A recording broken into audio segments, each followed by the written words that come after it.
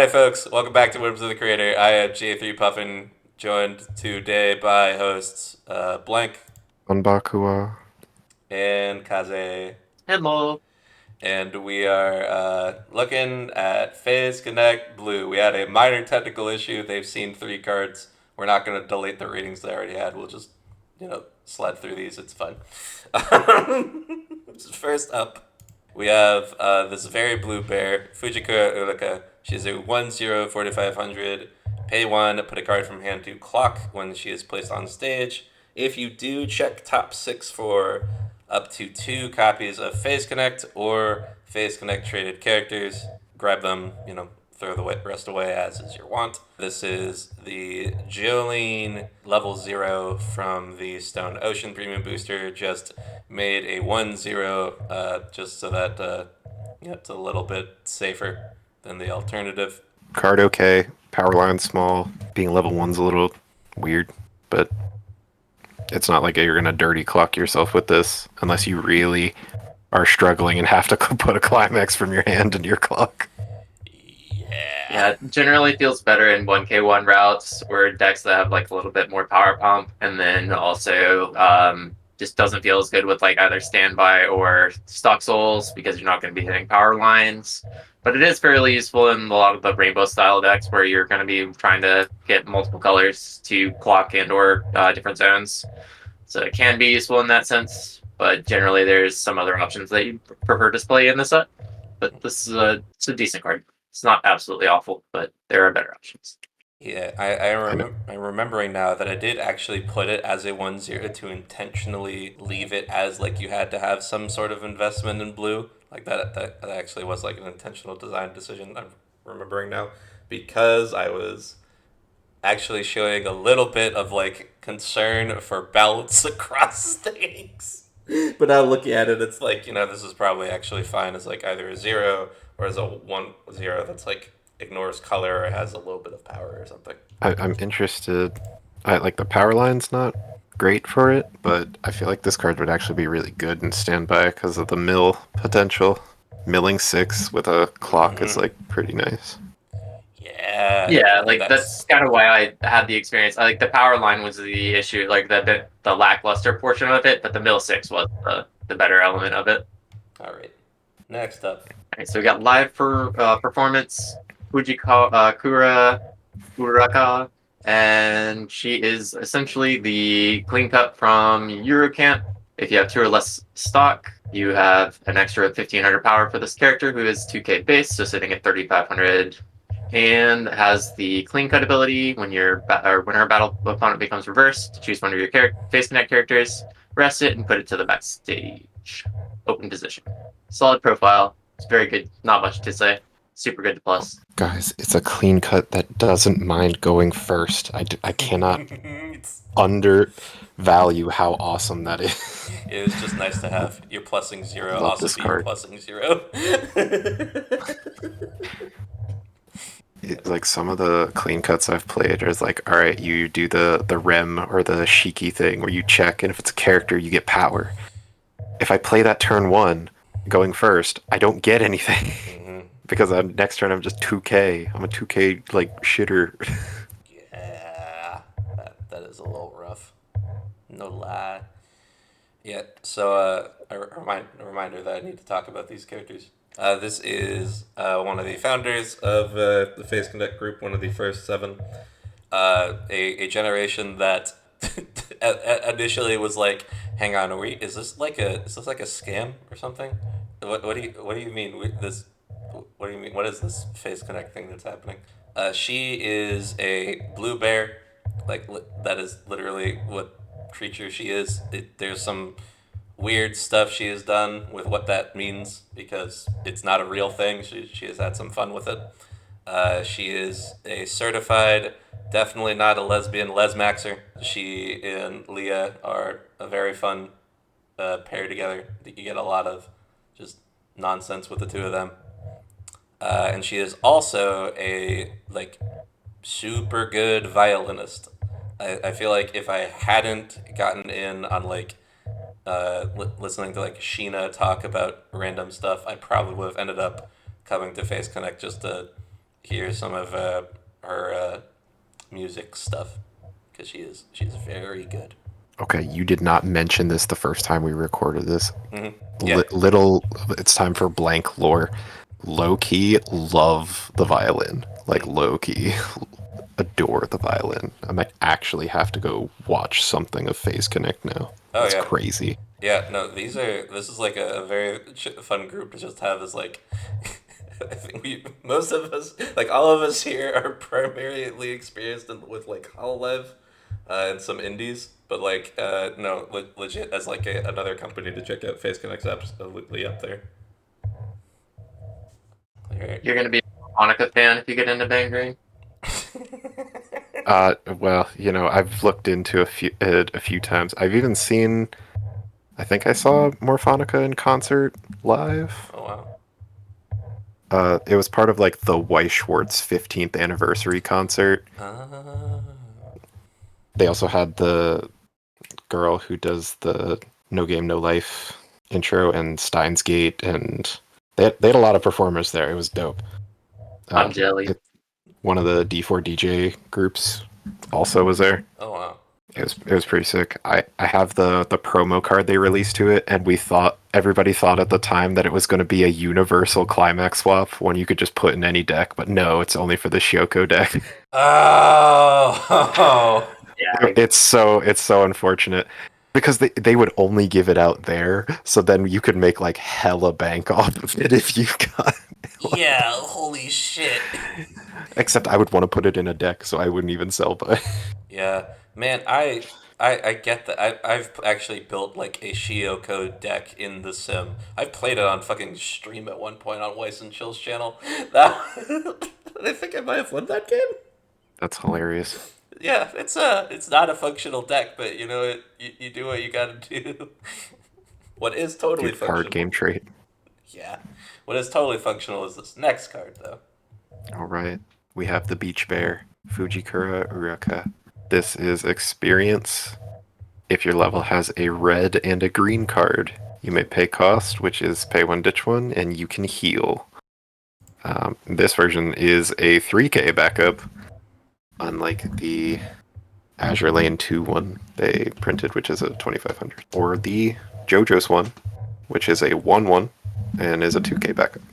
Off spec. I've never messed with this particular profile, like healing punches. So like this is out of my element, and I never felt like I wanted to play it in the sim testing that I did for the set. But you have experience with this couple sets that you played with it, so you can inform others on how that one feels. Main points where the JoJo's one is really nice for Poochie, because Poochie sits cross turn at 6, but he lacks a little bit of deck speed. So you can like hit your refresh timings a little easier. Also, because Poochie can technically set up cancels if you see a climax in your last like mocha check thing. It plays into being defensive really well, especially having a soul trigger still as a 1-1. The 2-1 in Azure Lane is like, it has a lot more competition, and it doesn't fit as well into at least the Azure Lane decks that I've played game plan. I wouldn't sit here and be like, oh, this is a bad card. It's just not as like cracked as it is in JoJo's.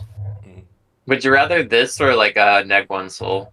I think it depends on the set. The Neg 1 Souls usually have sack utility, so I think it would depend on like what my anti-change does. If my anti-change also has sack utility, I'm probably playing heal counter, because then I can play like an anti-change to do the sack utility, and I also have this heal counter.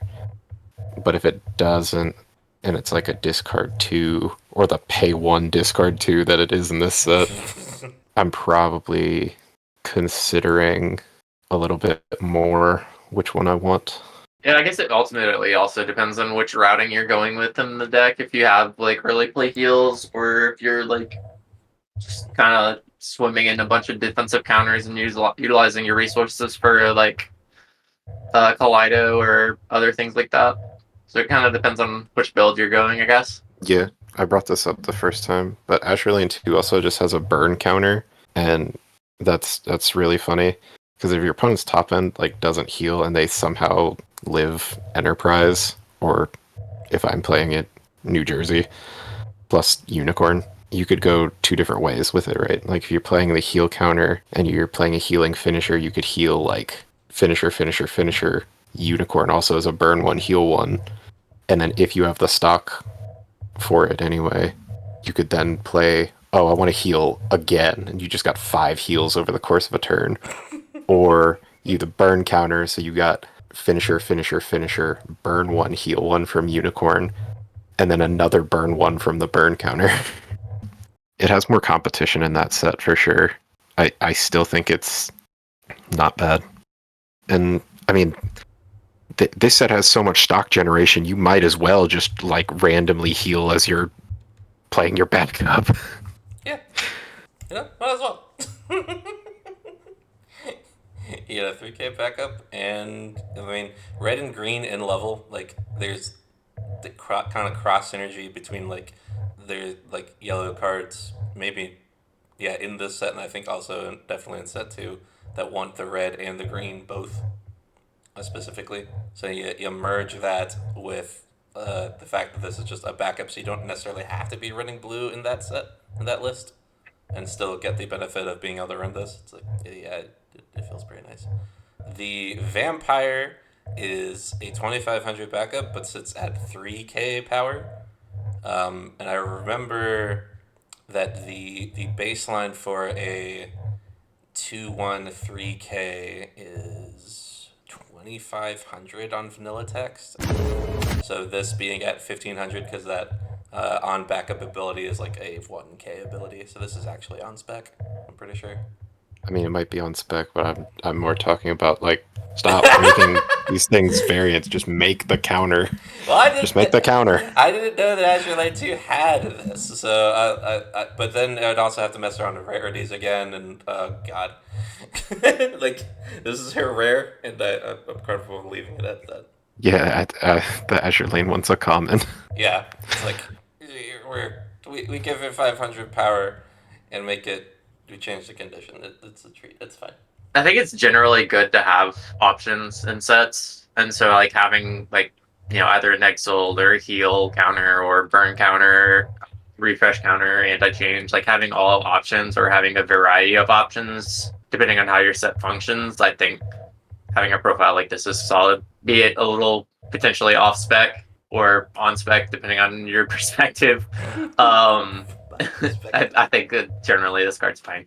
If you wanted to build like a standby thing that played the 12k can't side attack, like that's red and green right there, so you just play this in it very easily. Yep, it is. It's big. Yeah. How silly is that? Yeah, speaking of silly little profiles, this is a maxed out Fujikura Uruka. Experience, if your level has a green and a red card, this card gets plus 3k. This is how I know that I got the color order on the backup wrong. When this card attacks, you may choose a phase connect character in your level and a phase connect character in your waiting room and exchange them. And once per turn, when your card is put into your level, you may pay 1. If you do, top check 3 for a phase connect character. I could add the D for card, but there's a car in the background, so I'm going to say car. This is like the worst version of Hiyori ever. Do you know what I'm talking about? I don't think I do off the top. Okay, so like all of last year, the entire meta in JP was being run by a 1/1 Hiyori card from Idolmaster Shiny Colors, which has offensive, global, 1000 power. Rest this, swap a card in your waiting room with a card in your level, and I guess it's an auto ability. Yeah, the auto ability that this bottom card has, except it looks at 4. Oh, wow. And because it's once per turn, if your opponent hits you up a level, you can also just pay this cost and do it then. So Hiyori was like proccing twice a turn, and their level 1 standby combo also stock charged, and was a 1/0 that could sit at like 6/5 cross before counters. Gotcha. So it swung at 7/5 with the global 1000 offensive. Yeah, this was a piece of tech I cobbled together from, there's a level filter in set 2 HoloLive. It's like a Choco. I think it's also a level 0 though. And then just like I was like, oh, this would be cool to have it do like on attack or whatever. But it sounds like I could like give this more power and still be within like the common range, which I'd be fine with. The zero is like it's a Milky Holmes effect basically, like one engine Milky Holmes. Yeah, I never felt like this was a card I wanted to even think about. Like it pretty much just went over in passing. It's just like you already have level swap with the event, and then like you have a lot of top check for cards with other effects. So like this just kind of felt like it was just missing all of its shots. Oh wait, hold on. There, we spelled card together. Together. Yay! Cool. I'll think about what the fair cross turn power line for that is. Yeah. Also the Hiyori 1/1 is now a limit 1 for shiny colors. Well, yeah, there you go. It is the second ever A spec of White Shorts. The first A spec, of course, being Nay from Puzzles and Dragons. God, Nay. That is, yeah. Stupid ass Nay card. Hakushika Iori. We've got ourselves a 0/0 500 power. Has on play, pay 1, ditch 1. Look it up to top 3, add any to your hand. Send the rest to the waiting room. And it has on attack. This card gains 1 soul. On direct, yeah. Imagine the soul is permanent. Can you just forever. If it just keeps living for some reason, your opponent can't kill a 500 power character. Yeah, I mean, that'd be funny. You just like swing 7, and it's like what? No, that's why you would Grisaya. You clean cut it to the back after a direct attack. There you go. There you go. That would give play value to the red 1/0 that changes into the one that changes into the vanilla that dunks dunks things. So you're playing red. Funny. You're playing the red vanilla package with this Iori, and then you're like, cool, I'm getting my direct attacks. Yeah, that's how you get there. We figured it out. Wild. Yeah. So speaking of wild things, this exists as a card in freaking Spy Fam, like at this rarity. Like they just printed like a top check 3 add anything for this cost as a common. That's still just kind of wild to me. Like yeah. Oh no, I think this is fine. Oh yeah, like it's just it feels in this set where it's like you need your client to go grab your climaxes. Like it's just another way you can get there. And I mean it's pay 1 ditch 1, so it's not like it's a crazy cost. Like it feels fair and fine at that. And then the direct attack thing does come up a bit more often than you think if you're playing a deck that has a lot of Iori cards in it, because that is her thing. She is a secret agent deer lady who has her cover is being like kind of a maid, like multiple reasons to be dressed up in like a fancy outfit, which is fun for her. Very cute. She is a member of the JP subunit, but she also is fairly proficient in her English, as opposed to her other 2 members of that group who aren't really in the same way. My card rating's based on a vacuum, but I don't think you'd ever actually play this card. I agree. In this set, you just play the Kokoromo memory, the one that top checks X equal to the number of characters that you have for the same cost, but then also has, when it goes to the waiting room, you can take Phase Kaleido and you put it from your waiting room into the memory, assuming you have 2 or less.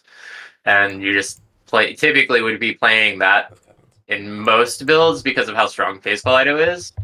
In other builds, there are some other like top add mechanics that you would go for, but I guess there could possibly be routes where you go with Iori. In a majority of other routes, I think you're sticking with memory and the Phase Kaleido package.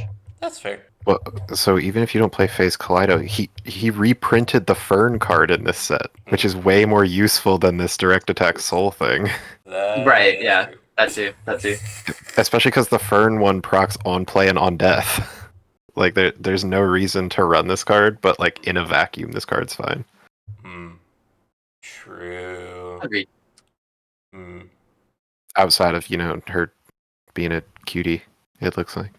I mean, for Iori waifu, then you could, but like, Iori wife. good luck. It doesn't even look like she got a combo. Looking at future slides a little bit here. Yeah, she gets one, and she's got a. I've slotted her as like I know what her combo is already for set 2 because she's like one of the 2 pants combos. She's one of the ways you get 8 pants. If her direct attacking her thing, did you make her the 2-1 from Heaven Burns Red? No, The direct attack Escanor. I did something else.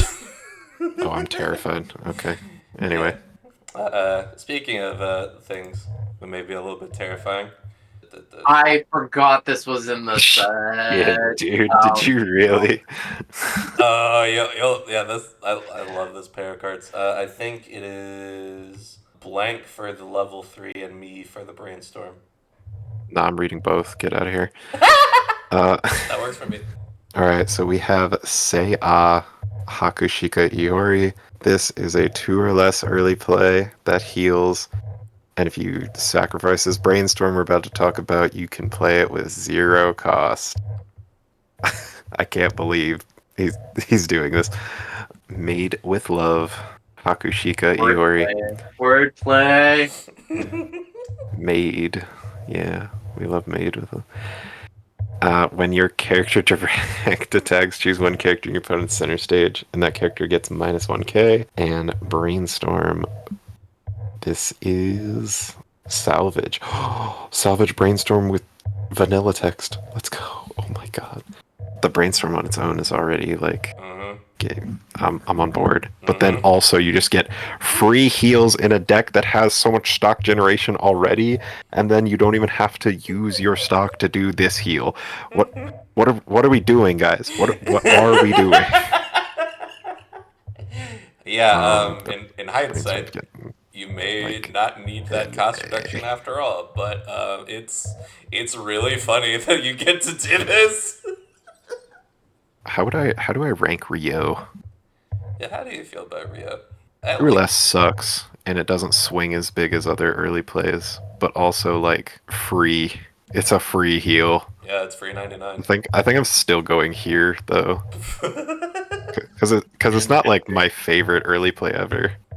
That's fair. It's just like in Bochi, you're not doing anything else because that deck's so fucking vanilla. Oh my god, I bought it all because I loved Bochi, and then it's like, oh my god, this is so boring. I just have a couple of the OFRs and SRs that I pulled, and I'm just like, those are all I'm gonna keep from Bochi because when I started playing that set, I was like, is there anything cool I can do? Like, I'm like a Eurocamp enjoyer, and I'm playing the TD finisher, and like that is like as almost vanilla as you can get. But I have so much more fun playing that set than I have playing Bochi. Damn. It like the deck's good, but it's so boring. There's nothing interesting going on there. Yeah, that is unfortunate. The most fun I had with Bochi was playing the Kita package. I was about to say that's like the funnest looking thing you can do, but it's also the worst thing in the set. You go Kita, stand by Kita into the Nijika, the Musashi style, like the double Musashi with has the burn 2, and then the burn 1, like that, and then you just slap a couple of extra burn 1s from the Chikas, and then you're like, alright, cool, I'm gaming. So this is like... Yeah, I'm gonna just put it on the re-standard that's also on Kita, because unfortunately, Kita's cards in that set are just like scuffed as hell. Somebody at Bushiroad does not like Kita, which was insane because I loved Kita. Yeah, I will say I do like how this interacts like similar to the Rio, but it's on a brainstorm that has the same text as the Liko Rico or Fuki rather. But it's like instead of a brainstorm, or instead of the what do they call the profile, you move its block with the top 4. Admin, thank you. Yeah, instead of the admin effect, you're slapping it on a brainstorm. So like the utility package change, like for the level 0, is a little bit more entertaining to me in this package, as opposed to like the Rio being with the Rise. But it's kind of neat. Yeah, this is just kind of like my default like early play heal setup, because like the salvage brainstorm with this other effect is like just should.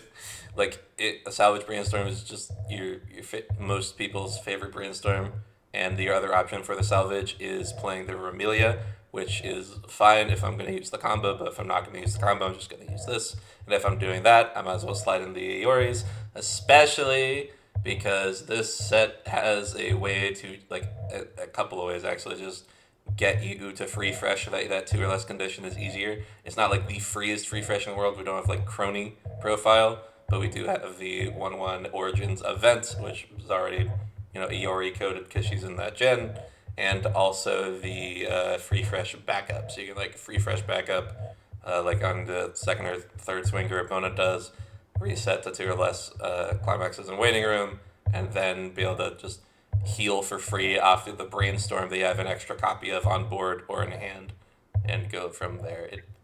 It just feels it's got patterns. I like it. Have they done this, like, you can free play this text with a card that actually has a rest effect? I don't Because, know. like, that's like how you push this, right? It's like, boom, we're gonna brainstorm. You hell, you just get, with the brainstorm specifically, if you hit, you just get another copy of this so you don't lose your brainstorm. Assuming you don't put yourself over on the climax count. Yeah, but that can't happen. assuming if you're at level 3, then that kind of doesn't really matter, and you're just getting the free plays to get the heal down to 3-0. Mm-hmm. Also, it's like this package is correct. I don't think they've done the no stock thing on a rested profile. But the brainstorm by itself is just like probably my go-to option. Whether I want to play blue or not would probably depend on if I'm playing the early play or if I have room for it.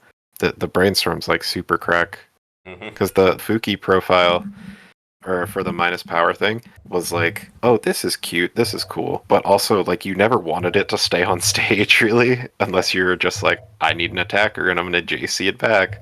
But this is, it's like as soon as you staple that effect to a brainstorm, I feel like it's a little bit more like enjoyable, because like when you have the Fuki just sitting on the back, it's just like, this isn't really doing much other than the minus power, and so you kind of had it as a feels bad in a sense. It's like, it's not terrible, but it's like a brainstorm you're more like happy to have in the backstage, because you're like, cool, I have a brainstorm I get to use next turn, and the next turn, and the next turn, and the next turn, as forever.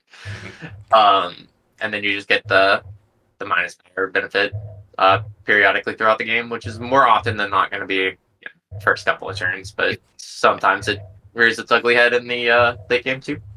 Yep.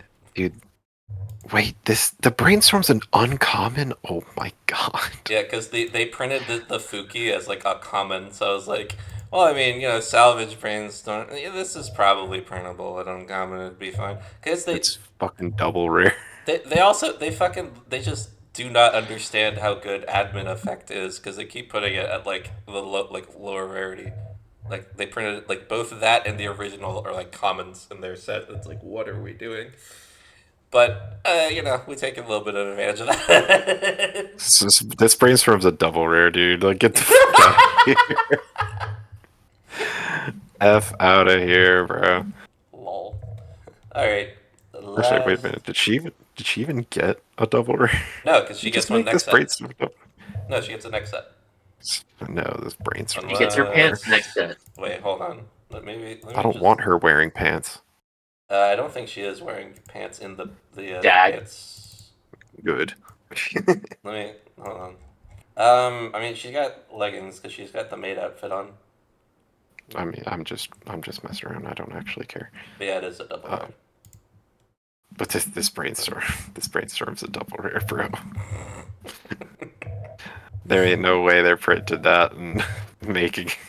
If they ever print that and it's not a double rare, it's probably at least 2030. We'll see. All right. Who knows? It would be really funny if that exact profile gets printed at some point. That would be, honestly. Dude, they'll put it on like a draw brainstorm or something. Oh my god, you're right. All right.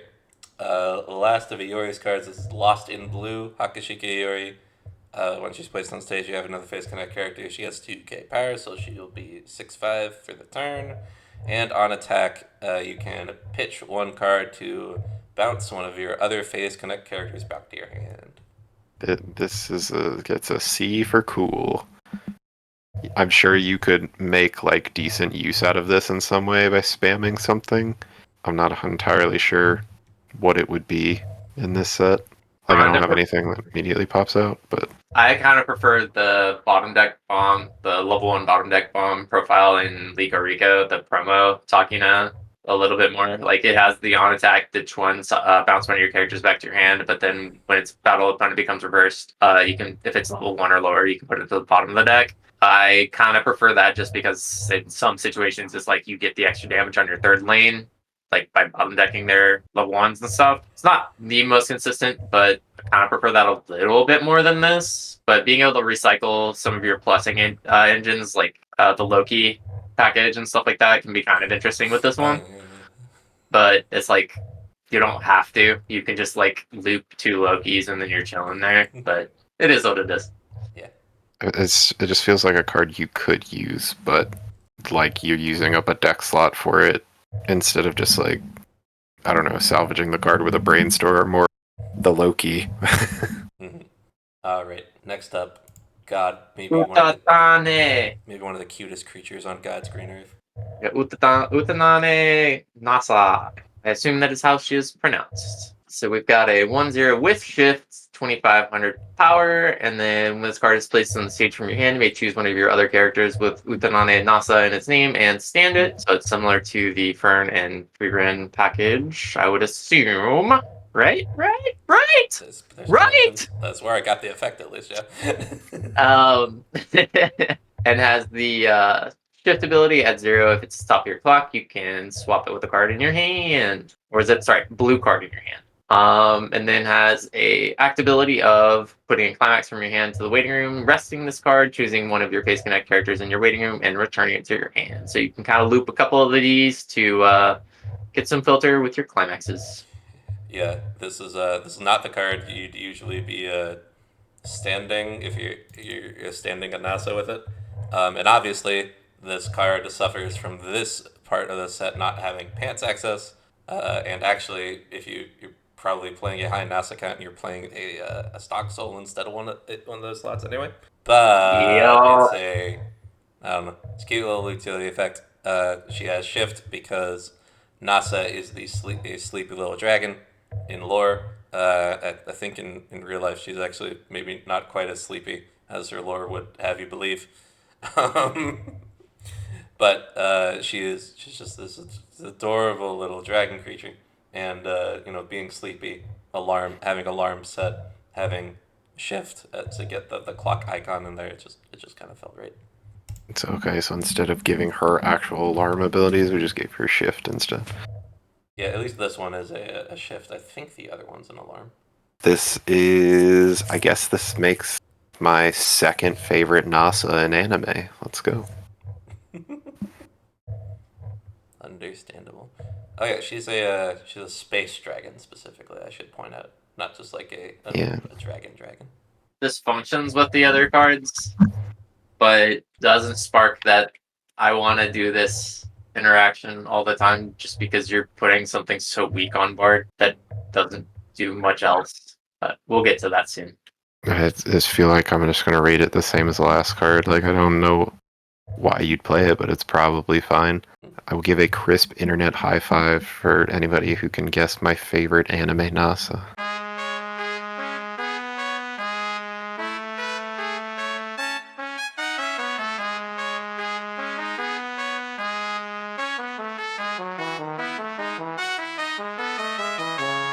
Alright. Blank. You get the other NASA. Oh lord, here we go. Oh, wait. Okay. I know about this card vaguely. I'm excited for this. This is the level 0 stock soul. Let's go. Celestial Dragon, Utatane Nasa. If you do not have another Phase Connect character, this card cannot stand during your stand phase. Climax combo. Put one sleeping dragon from your climax area to waiting room. At the beginning of Encore step, you can pay cost, look it up to 4, choose an event or a Phase Connect character from among them, reveal it to your opponent, put it into your hand, and send the rest to waiting room. And this is a 5-card search brainstorm. Like the Shion and Hololive did the fusion dance with fauna. I actually do kind of like this combo when I was messing around with it. Like I messed with doing like double stock souls, using this into the 12K, and like just being on multiple stock souls, because this can notably pick up events off of the combo, so that way you can dig into Kaleido. Not that getting to Kaleido was ever an issue with 5 copies, but like just having it as an option to dig off of with this was pretty cool. Yeah, that was my always the thing that I was coping on with the existence of Fauna combo. It's like, oh, but she can grab events. Oh, but Hololive didn't really put like much thought at all into having playable events. So it's like, Bro, they didn't put much thought into Fauna's cards at all, bro. Like, have you seen any of them? I wish this got 2 cards. Like it's going pseudo card neutral because you're replacing the climax itself essentially. But Should've just it printed Himeno. gave you a stock off the play, but like even then it's like you're not getting much else out of it. Should have been Himeno. Fauna also should have been Himeno. Actually, Fauna should have been like the Itsuki thing. You know what I mean? Where it's just you reveal, You add up to and you 3 just or take them 4 all. or whatever, you just take all of them. Yeah. But you only get one instance because you have to sack it, and it's like, okay, then we're working with something despite being the only other line of text being global 500. I'm sorry. I everybody and their mother has probably heard me do the Fauna rant a million times, whether on this channel or just in the Discord. It's happened multiple times, and every time I say I'm not going to do it, and then it happens again. Forgive me, Father, for I have sinned. 5-card brainstorm is nothing to scoff at. Like I find myself playing this just because of the 5-card brainstorm, and it's like not even close to like you might want to play the salvage brainstorm in some cases, but it's like milling 5 for a brainstorm is just so freaking good. And then it's a search brainstorm, so if you hit a multiple, if you hit 2 or 3 climaxes and then you pull a couple extra out of the deck, and then you're like, all right, I've got bajillion stock, I'll get another brainstorm. You might clean out even more, and like you're sitting on a huge hand, and then you're like ready to go into your next deck, and it's just like it's nice. The combo is like a combo, and you can play it, or you can just, like we've done before, just run multiple top end climaxes and then just use all the other advantage engines. There's a lot of different routes, but it is nice that you have a brainstorm that can essentially recuperate the playing of the climax. Yeah. She's just so fucking cute, dude. I see these 2 arts and I'm just like, I'm glad to be alive. True. Next up, we have Naturally Nocturnal, Utatane Nasa. 001K, so it is a shift card, so I didn't give her any alarms because she's sleepy.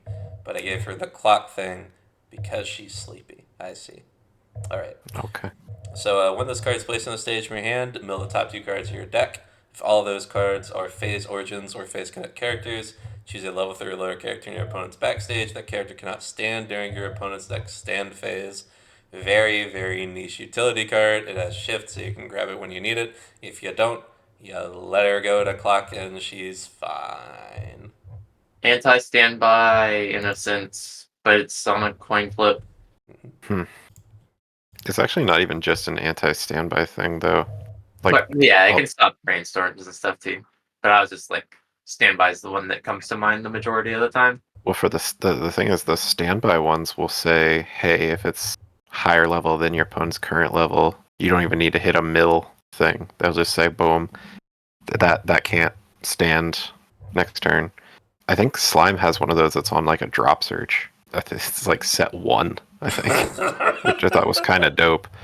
And I've considered like pulling it out for if I really don't want to deal with standby stuff. But then they printed Mirror on, so I never had to worry about it. Yeah. What if you play the Aqua Ricky, you look at the top 2, you see that they're clean, and then you play this, and you're like, cool, I'm going to keep tapping down their brainstorms. Oh, that's funny. That is very funny. Oh, that's fun. So and then you play the Rico and you salvage it back, and you could actually just lock down both of their back row. Oh shit. or you just repeat it every turn. Oh, that's funny.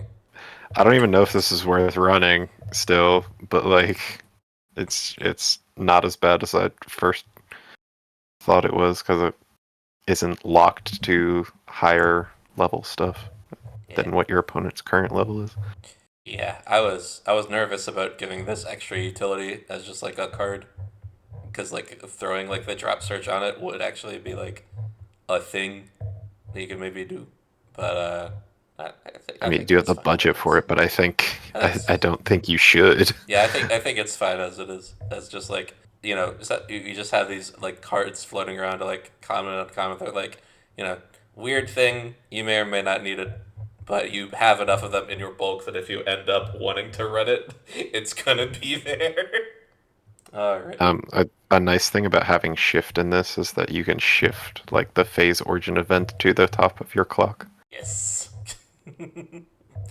So that yeah, then you just get your alarm to fire off. It is nice.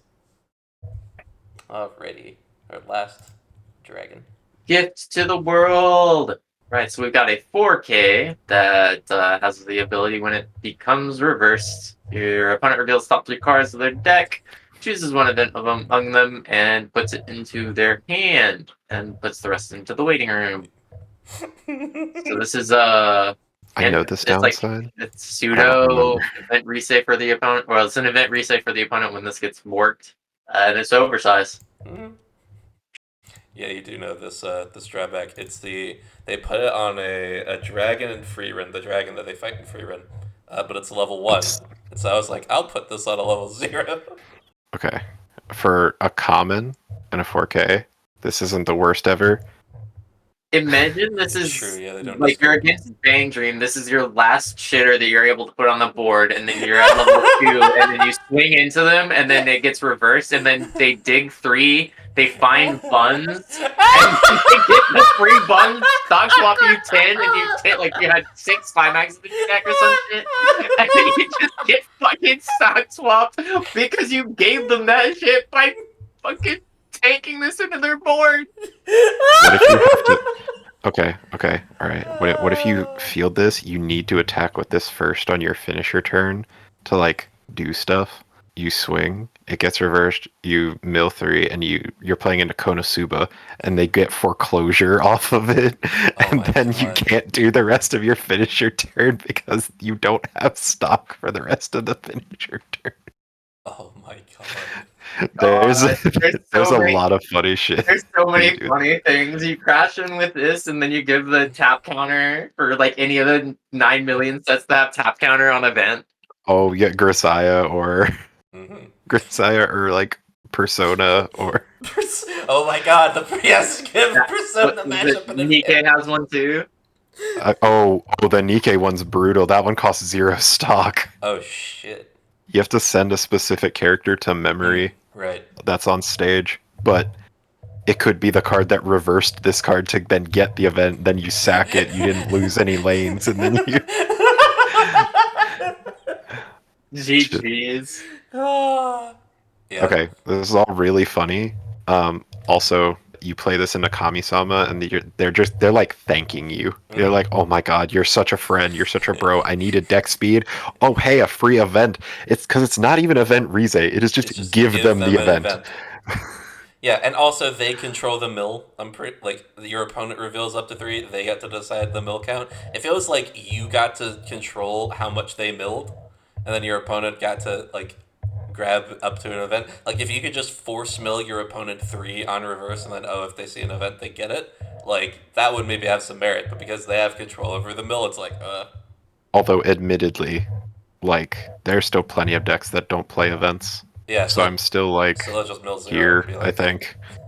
Yeah, it's like it's a 4K that does nothing against those events. It gives them deck speed if they want it though, which is also still like like you play this against like a standby deck, and you're like they were missing out on like their early game builds. Oh, thank you, bro. I needed that. Mill 3 and 0 climaxes. Actually, I cannot go anywhere near. I cannot go high. I was about to say I cannot go to a C because you know how you're like dogging on the restand like on attack combos going into standby, you can't bank on this going into any other like. You're playing this in a deck, and then you're gonna hope that you're against somebody who doesn't play events. Like that's no, there's no shot. Well, I mean, like the problem with the on attack restand as just like a base profile is that normally they're not 12 fucking K, so they can just lose to like any random ass deck. The one in this set is stupid though. So It's a 12, so you don't have to worry about it as much. Yeah. I will say your arguments are valid, but I can't see a defense for this card if that other argument still stands. yeah, I mean, yeah, you like, I don't know. It's a 4K. You hopefully never have to field it after early game, and then early game it's like not the worst thing ever. You know those profiles that are like your opponent can pay to have this not be able to front attack? That's kind of how I view this. Like this drawback's actually even worse, I think, because your opponent doesn't have to pay anything. Yeah, it's bad. I wouldn't like lose my mind if my opponent was playing this as a +0 if they just like this character. Yeah, that's fair. Yeah, I will take it to the bank though. I will stock swap the living hell out of them, man. Well, if you hold buns for luck in your opening from level 0 onward, you are more than welcome to. Well, they gave me the buns at level 0. What are you talking about? They have a secret before I reverse this, and then I get my buns. I don't. That's what I'm saying. What do you mean? You had to grip it from level 0 onward. Yeah, if this card gives it to you, it doesn't increase your hand size. You still have to hold that all game if you want to take actual advantage of this. Yeah, and if you're playing in the if you're playing like any card, like most of Tomori's cards, right? You know they've got resonates on them, so that's 2 hand size you're down. Now you're suddenly sitting at like a 5 card hand for the whole game, and it's like, Scrunchy will always fix every issue with Bank Dream that I've ever found. That card is broken. Okay, so you have this Nasa, right? And you're playing into another Phase Connect deck, and then it's like, oh no, it's going to take up all their slots, and it's like, because they need the Resonate card, and then they need this event, and then in this set, oh, your event is your Resonate card, so fuck you. Yeah. Yeah. How stupid is that? That's how completely idiotic is it? Also, since we're at the end of NASA's cards, we're going to give the answer to the audience now. My favorite NASA is from Tanakawa. Shocker. Would have never guessed. Of course. Yeah. Ding, ding, ding. Honestly, the more I think about it, I think I'm with Kaze. Yeah. I started high, and I was like, man, you don't even have to discard. It's modular mill, because you get to choose. It's just... Man, this is unfortunate. Yeah, it's really here just because I saw a flavorful drawback, and it's like I just want to. It fits too well because she's giving a gift, and she's a dragon. You know, it's a dragon, the thing that has this in free written. And it's like, man. The F is for flavor. Don't worry about it. It's F is for flavor. Happy birthday. The F is for fucking bad. I shouldn't comment further. He's not wrong. He's got it. Next up. All right. Yeah. This is Dizzy Dokuro. Dizzy? Her name is Dizzy. Okay. When your character's trigger check reveals a card with a soul trigger icon, choose one of your other Phase Connect characters and it gets 1,000 power. Act, put 1 copy of itself from hand to waiting room. Choose a specifically Phase Connect Invaders character in your waiting room, except for Dizzy Dokuro, and return it to hand. This card exists, right? The bottom effect is a Psychono effect. The top effect, I believe I had to get from somewhere else. The top effect's just the Brainstorm effect from Iris, right? I think so. I think I probably could have gotten it from a couple of different places. That would definitely be one. I do not actually have it noted down which one I ended up grabbing it from. I just know that the Psychono one, because I do have the reference for that one in my notes set to... that card is also, I believe, because that one is grabbing any card with that character's partial name in it except for the one you're pitching. So it's a same vibe. Just keep it sub-trait locked, because I don't know how, if they're kosher on pitch specific character to grab any character from your set. I don't know how they feel about that. It's probably would be fine as Phase Connect, but I played it a little bit safe. And if I get, like, it's an easy fix if I want to up the card's power level. I feel like this card would have been a lot better if the 2 choice combos weren't both level 1s. Like if there's a choice finisher, then you just pick up this and you can just have like a delayed salvage to like see where you're at the following turn kind of thing. Yeah, that was kind of like choice is kind of the thing that you would want to play with this card, just because you're on a lot of soul icons, so like the power isn't just like a non-factor. But then like you would try to keep these in rotation, like you can keep them in hand and like pre-refresh, just discard them post-refresh.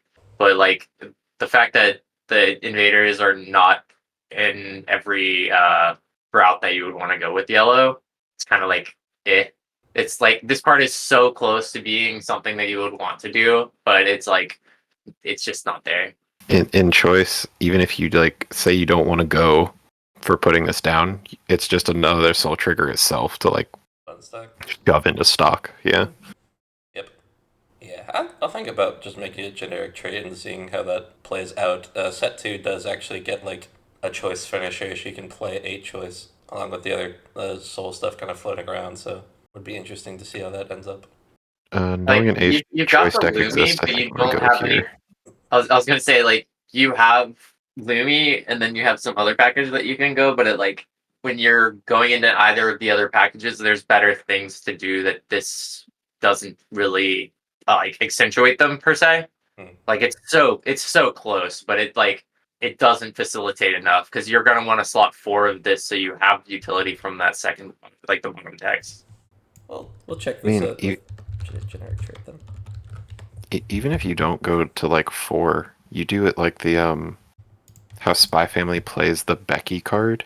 If you just have like say you have 2 copies or whatever, you just randomly like pick one up and you just use the effect and you're just like, oh well, this is pretty sick. Was the first combo we looked at a choice or an invaders, I should say? The Sheena is different gen. Oh, okay. Yeah, because that there's a lot of cards I want to play in that deck that are in blue. And that choice combo doesn't like blue. Because what you could do is you could do the discard and then you salvage one of something and like this, because you go like infinite with the looping of the thing if you can get the climax back every turn. Knowing that 8 choice exists, I'm going to give it the B. But in this set, it's probably close. In this set alone, it's probably closer to Kaze. Right on. So real fast, we'll just give a little bit on Dizzy. So we had Leah, who is like a computer virus. Dizzy is like a sea parasite from the lore I remember. She is like the cutest sea parasite ever. She's got like the little takodachi flaps, which I love.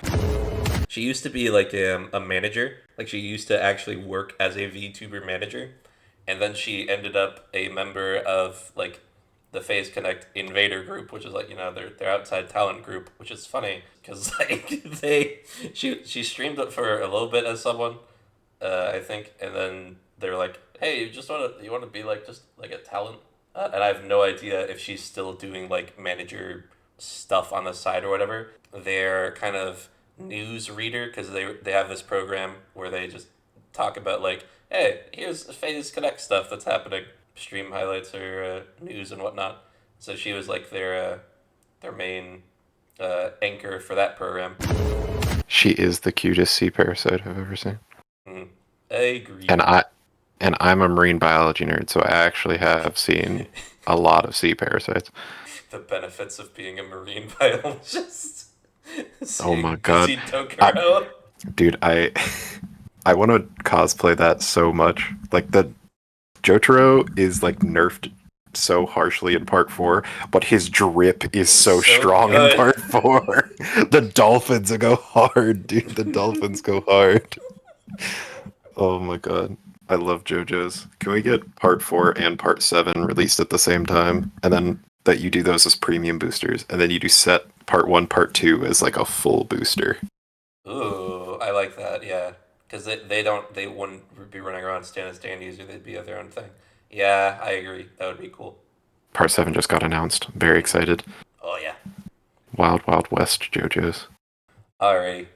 Next Dizzy. This is Hands Tied Dizzy Dokuro, level 02K. When this card is placed on stage from your hand, choose one of your other Phase Connect characters. That card gets X power. X is the number of other Phase Connectors you have times 500, so up to a 2K boost.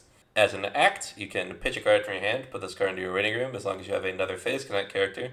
Choose one of your opponent's characters and move it to another open position of their stage.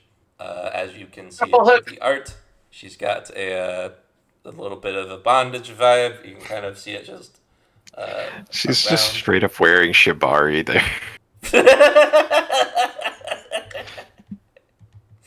Yeah. Like it's not just hands tied. Let's be very clear. Yeah. I don't think anybody's looking at her hands here.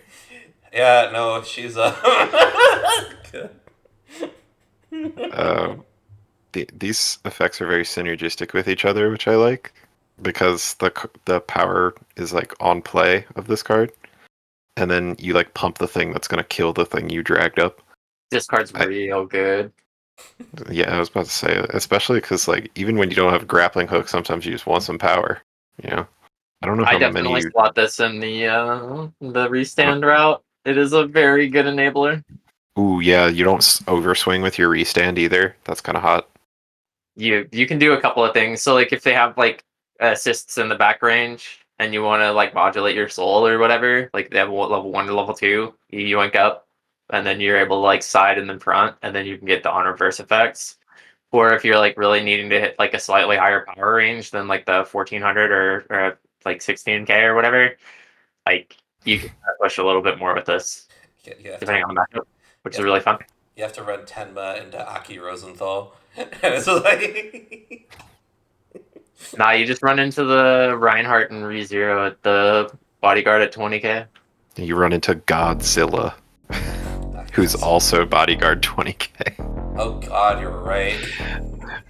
And hexproof, of course, because those things are always hexproof, from what I understand. Just so they can't, like, that's their whole thing for existing. It's they're not supposed to be fucked with. I think Aki is Aki hexproof. Oh, Aki is not hexproof, but I'm talking about the cards that want just themselves on board. Right. That's true. Like Reinhardt and Godzilla.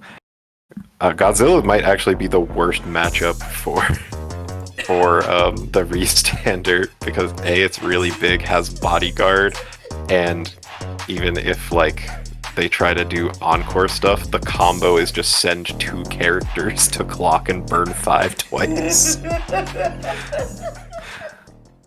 Which of course won't stick at all because they've stock compressed so much, so it doesn't matter. But it is even against ReZero, like the Reinhardt thing, you can just send them all to memory, so you don't even get to use the Shinano combo in this set. Yeah, because you're not allowed to side a great performance card. Yeah. Yeah, you can't even use the door combo because that's an end of attack. You can just get memory blank. Hold on. I need to go back. I need to go back to the standby for a minute. I just thought of something. Wait a minute. It's at beginning of encore step, so even if this thing crashes, the ability goes off. You're absolutely foul. You're so toxic. Get the fuck out of here! Like the. Oh god, I hadn't thought of that. That's another reason that card needs to get nerfed. It doesn't even need. It doesn't need to attack to proc. It doesn't even need to be rested to proc. Oh, it doesn't need to do anything. The rested condition would solve that, and it would actually make sense because it would trigger on attack or being standby'd out. Oh my god, that's a fair argument. It's just like, oh, I crashed, but it doesn't matter. Die. Oh god, I hadn't thought of that. That's so like it makes people need to have memory kick in that situation. Yeah, I'm glad we're giving that another pass. God. Sorry, I just had to check because that made me think of it. Like the Reinhardt thing made me think of it. Yeah, absolutely valid. That was critical information. All right, maybe slightly less critical information. She's not impressed, at least. Unimpressed, dizzy, Dokuro. Alright, we got a 1-0 with a soul icon, 3500 base power, and when it's placed on stage, you may choose one of your opponent's level 0 or lower characters in center stage and return it to their hand. And then also has Act. Put one of your other face connect characters from stage to the waiting room and put this card at the bottom of your deck. Choose one of your opponent's characters and move it to another open position of the stage. And so we have yet another grappling hook, this time on a 1-0 with a soul icon. So it is technically playable in invaders with soul icon shenanigans. I feel What? like in most cases you're just playing the level 0 for the power pump because it just has more utility. But it's a 1-0 soul trigger that puts itself back in the deck. I don't It is useful, but care. Fair. I don't care. You have other things that have to pull soul icons that do more. That are costless? I mean, Like, correct me if I'm wrong. I guess the yellow one. That's fair. okay, all right. Why did you give her 2 different grappling hooks? What are we doing? This is honestly What are the we most important doing? question. I It's- think I had a reason. I don't You could have remember what it made was. Even if you wanted to like lock this and be like, oh, this has got the bottom deck thing, and it's like, oh, why did you make the other one a grappling hook? I'm so confused. I think this was 2 different brains parallel processing. I think that's Is it probably what like happened. okay? So you saw like the Takao flaps, or whatever, and you were just like, oh, octopus tentacles. They got suction cups on their tentacles, so we just gonna make it all about moving the position. But then the 1/1 doesn't follow that at all, and I don't. Lord, I hope her last card isn't also some form of grappling hook. Yeah, that just be silly, Actually right? lose my mind. I swear to God. There's no shot, dude. There's no shot 3 grappling hooks all in the same goddamn character. That'd be so fucking good. Just to see all her utility. It's just grappling hooks. And that's all she No. So, we're not that bad off. I think my brain It was at least interacts with them on the stage. Yeah. I think I'm gonna go like this. Just because there's not a reason to play this one over the only reason to play this one over the other one is if you really, really want to set up a soul trigger at the bottom, which I mean works with the Lumi finisher, but I don't know if I care. Yeah, understandable. I feel like there's never a world where you play this over the level 0, just because you can get it so much easier off of like Rico effects and stuff. We'll find something else for this to do. I do want her to be a 1-0 soul trigger and just have something that puts her in the bottom of the deck. I think that's probably what happened. Was I was looking for abilities that put her at the bottom of the deck, and then just completely disassociated from the fact that she ended up with a grappling hook at common. I think you want the grappling hook on the 0 with the power pump. Like that all flows to me. Like even early game, like getting the power pump to something, like you can kill like some of those like 6K like assists and stuff like that for like in your like mid range. Yeah. And like I think it's fine. But on the 1-0, I would there's no reason for any grapple hook. Yeah. We'll find some other thing for her to do that shuffles her back in the deck, and it'll be fine. And now let's move on to our third grappling hook. Let's go. I was very ready for this. Like, you just made the level 3 effect. Like, no cost, you just grappling hook something. I was so prepared. Yeah. That would be cool on, like, an on-reverse finisher, though. Oh, God. Dang. Yeah, that would be. Yeah. Alright, we're making tech now. Let's go. Spoilers. I might or might not have done that. You're the goat. Mm-hmm. Trick? Treat? Dizzy Dokuro. I'm gonna go bottom up this time. When damage dealt by this card is cancelled, you may return this card to your hand. Which is just like Sure. This is the Himeno Bouncer. This is bounce, and then you can discard a card and you can bounce again. Zombieland also has this profile, but it's not seen like nearly as much. These double bouncers are always like super sick. This might. Is this my least favorite one, actually? Because I feel like that bottom ability is just not going to come up often enough. Like, how often are you getting 2 turns at 3 with this? I feel like the bouncing back to your hand, like if you know what your opponent's compression is, like if you know for sure that they've got like one out of 3 or 1 out of 2 in their deck, and like you're slightly short on resources for your other 2 lanes for combo for like hands cost or something, like this could help facilitate that. Like looking at least in that vacuum, that scenario, like that could help.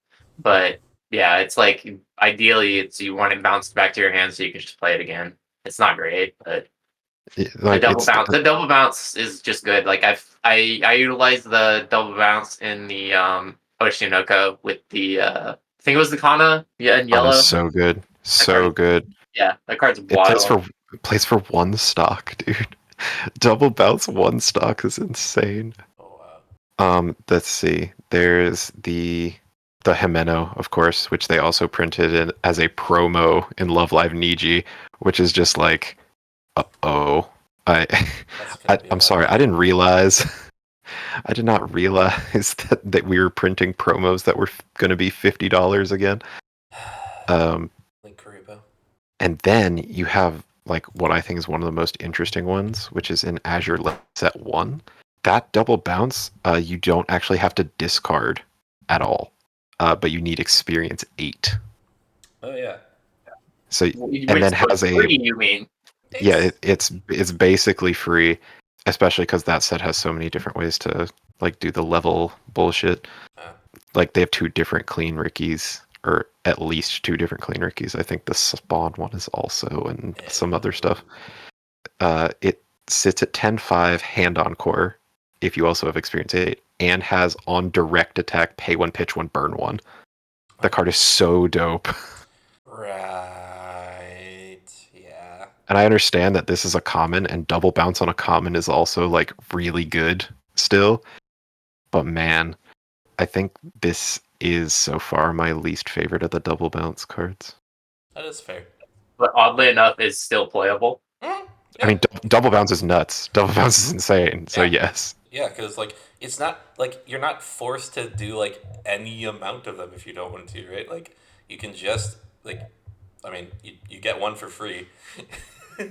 Just clear a lane. 1 for enable your direct attack synergies with your like your brainstorm in the back to get that 1k power difference that you needed to beat over the thing with your reverse.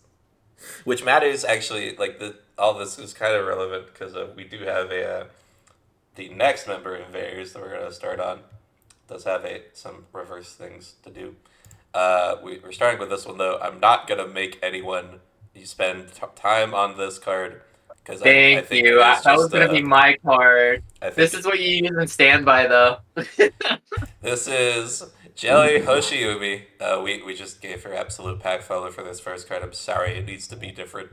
1/1 Soul Trigger, 5500. Experience of the total level of cards in your level is 2 or higher. This card gets 1000 power for each of your face connect character in your backstage.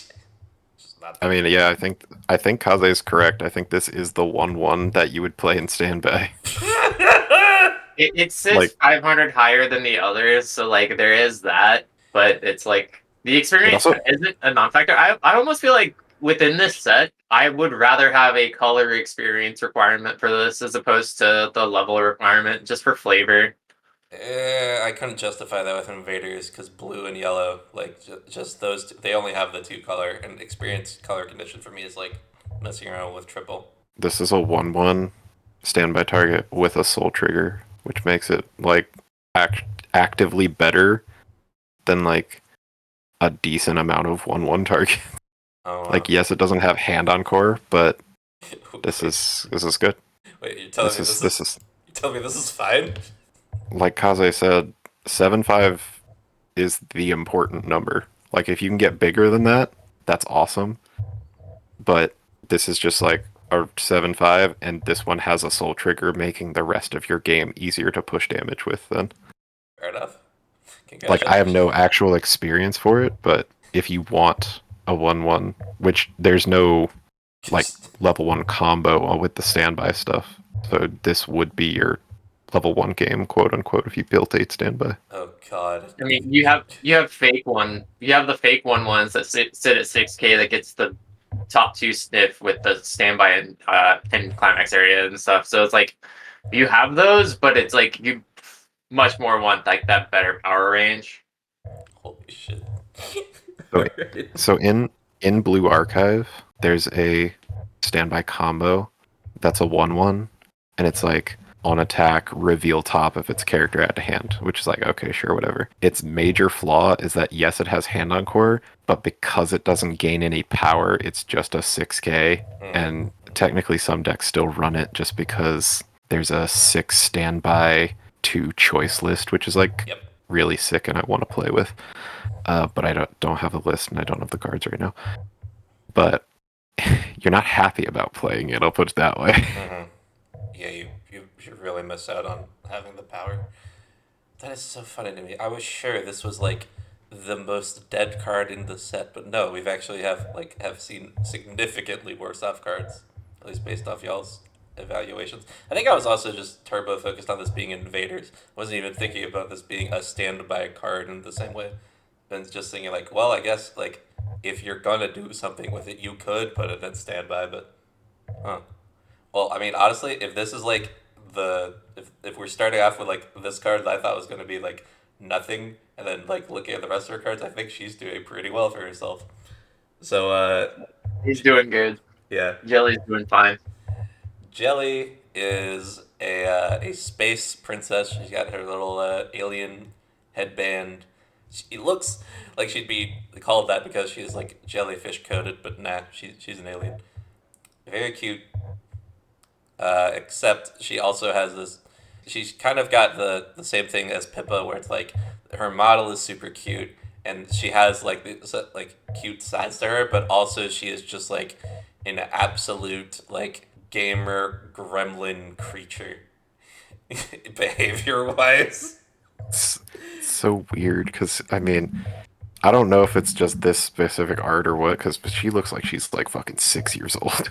She's just She's very tiny. Goodness gracious! Like her arms, I think is what her arms look like that of.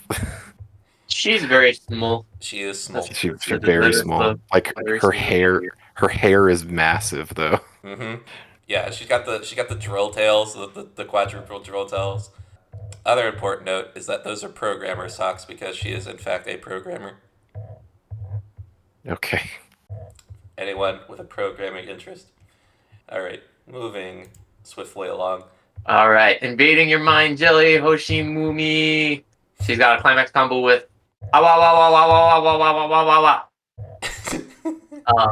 and also has relevant text with the Phase Invaders combo, event, and has the experience condition of level 2 or higher for a continuous X power of 1,000 times this card. X is 1,000 times this card's soul. So when swinging, you're going to be swinging at 7K, possibly 8K if you trigger a soul trigger, or 9K if you trigger 2 souls, which is mildly interesting if you're on like stock soul combos with the magnify. Combo is on attack if Awa is in your climax area, and you have 2 or more other Phase Connect characters. Look it up to the top 4 cards of your deck. Choose up to 1 Phase Invaders or Phase Connect character and add it, reveal it to your opponent. Put it to your hand and choose one of your opponent's characters, and that character loses all of its traits until end of turn. It trait kills a character. One trait, not all of their traits, but yes. Well, I said trait kill, didn't I? Yeah. Yeah, you kill one of the traits on one target, but some sets care about that and some sets don't. It's really funny into like Data Live because they just look for like Date and Celestial Spirit, and like almost every character has both. So just never like you trait delete one thing and you're like, ah shit, they're just the same size. They hit all their conditions anyway. I may have coded this incorrectly in the sim. Or maybe just misunderstood the text in the sim. Or maybe the card I grabbed that combo from is incorrectly coded in the sim. I'm not entirely sure. I'm gonna I have to think I double check know that. what card you got this from. This is from Ari Ferretta, Yep. right? Yep. I have an SP of this card. Somebody gave it to me for Christmas because I like Shizuku.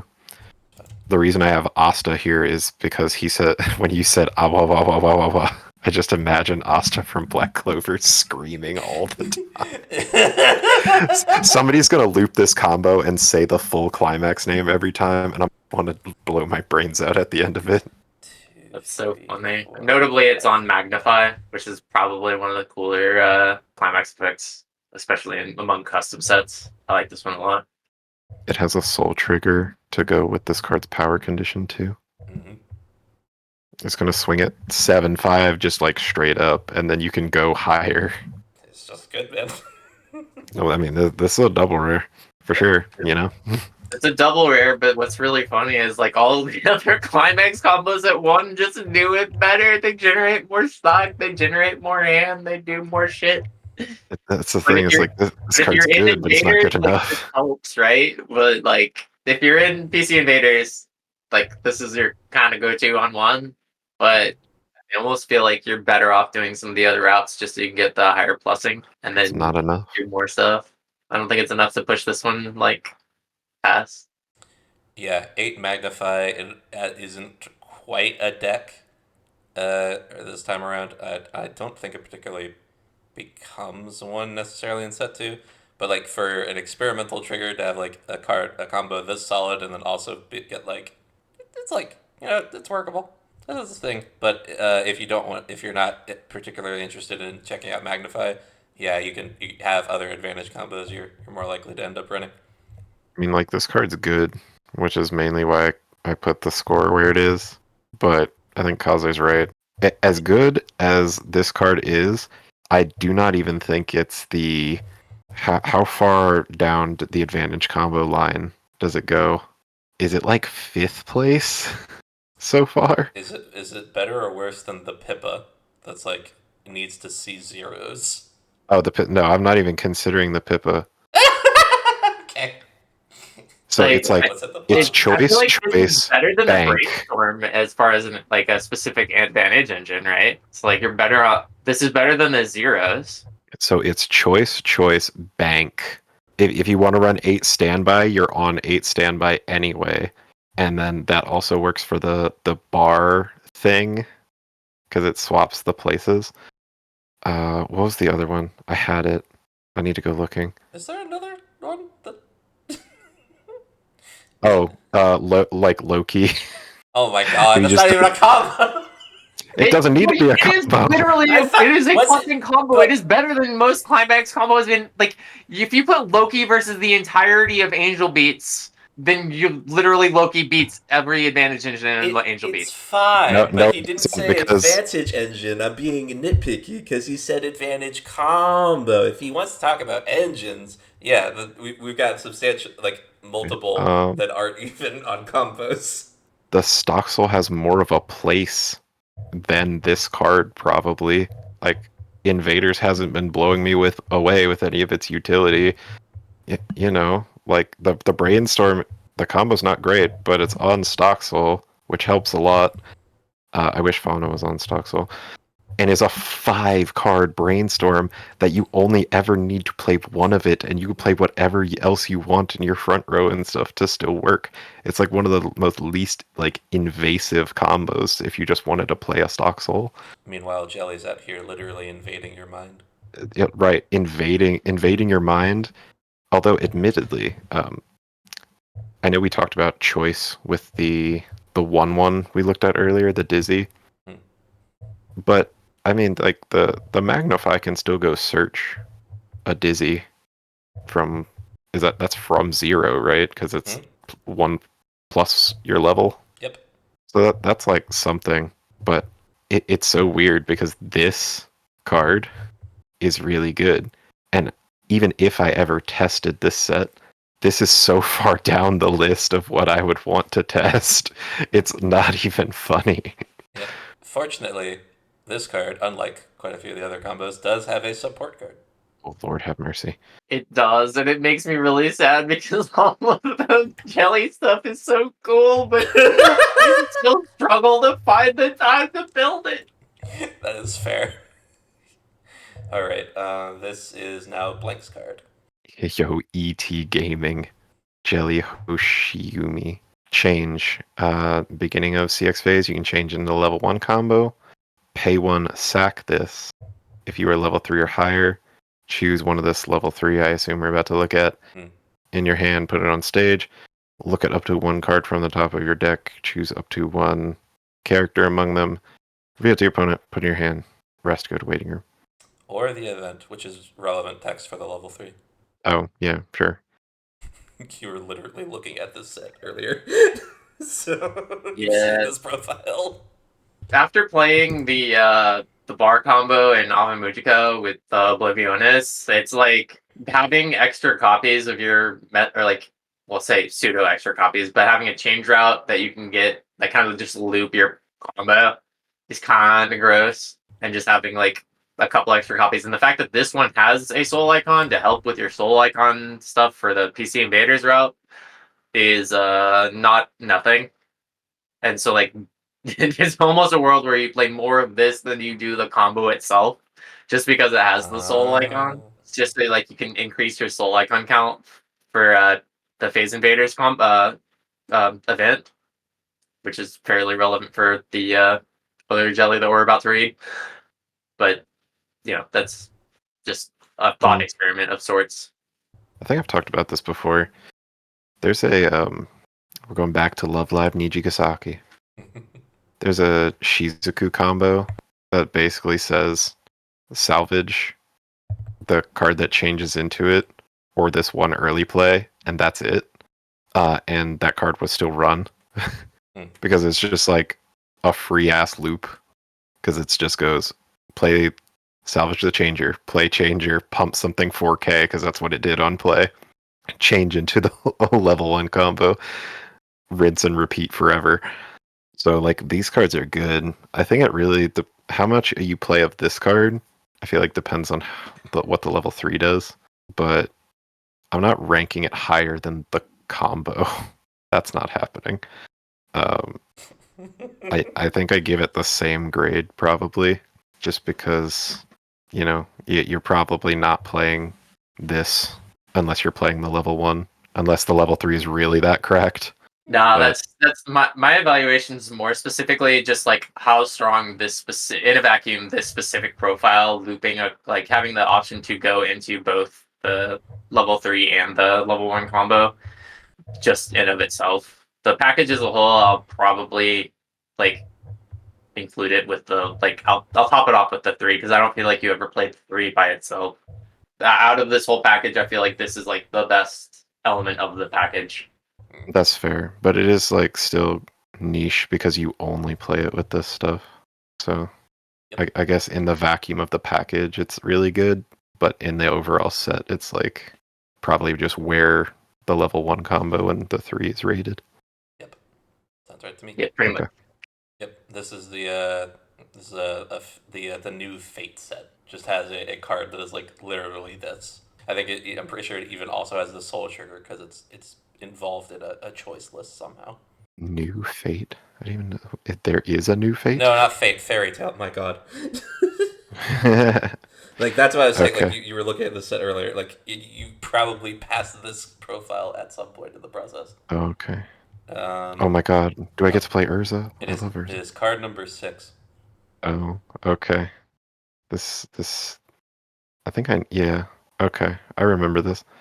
I need to go back and double check, but I think this might be a reprint card. Wait, no, that's impossible.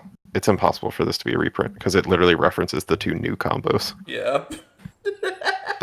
I know one of the Urza cards is like reduces cost on this, which I think is dope.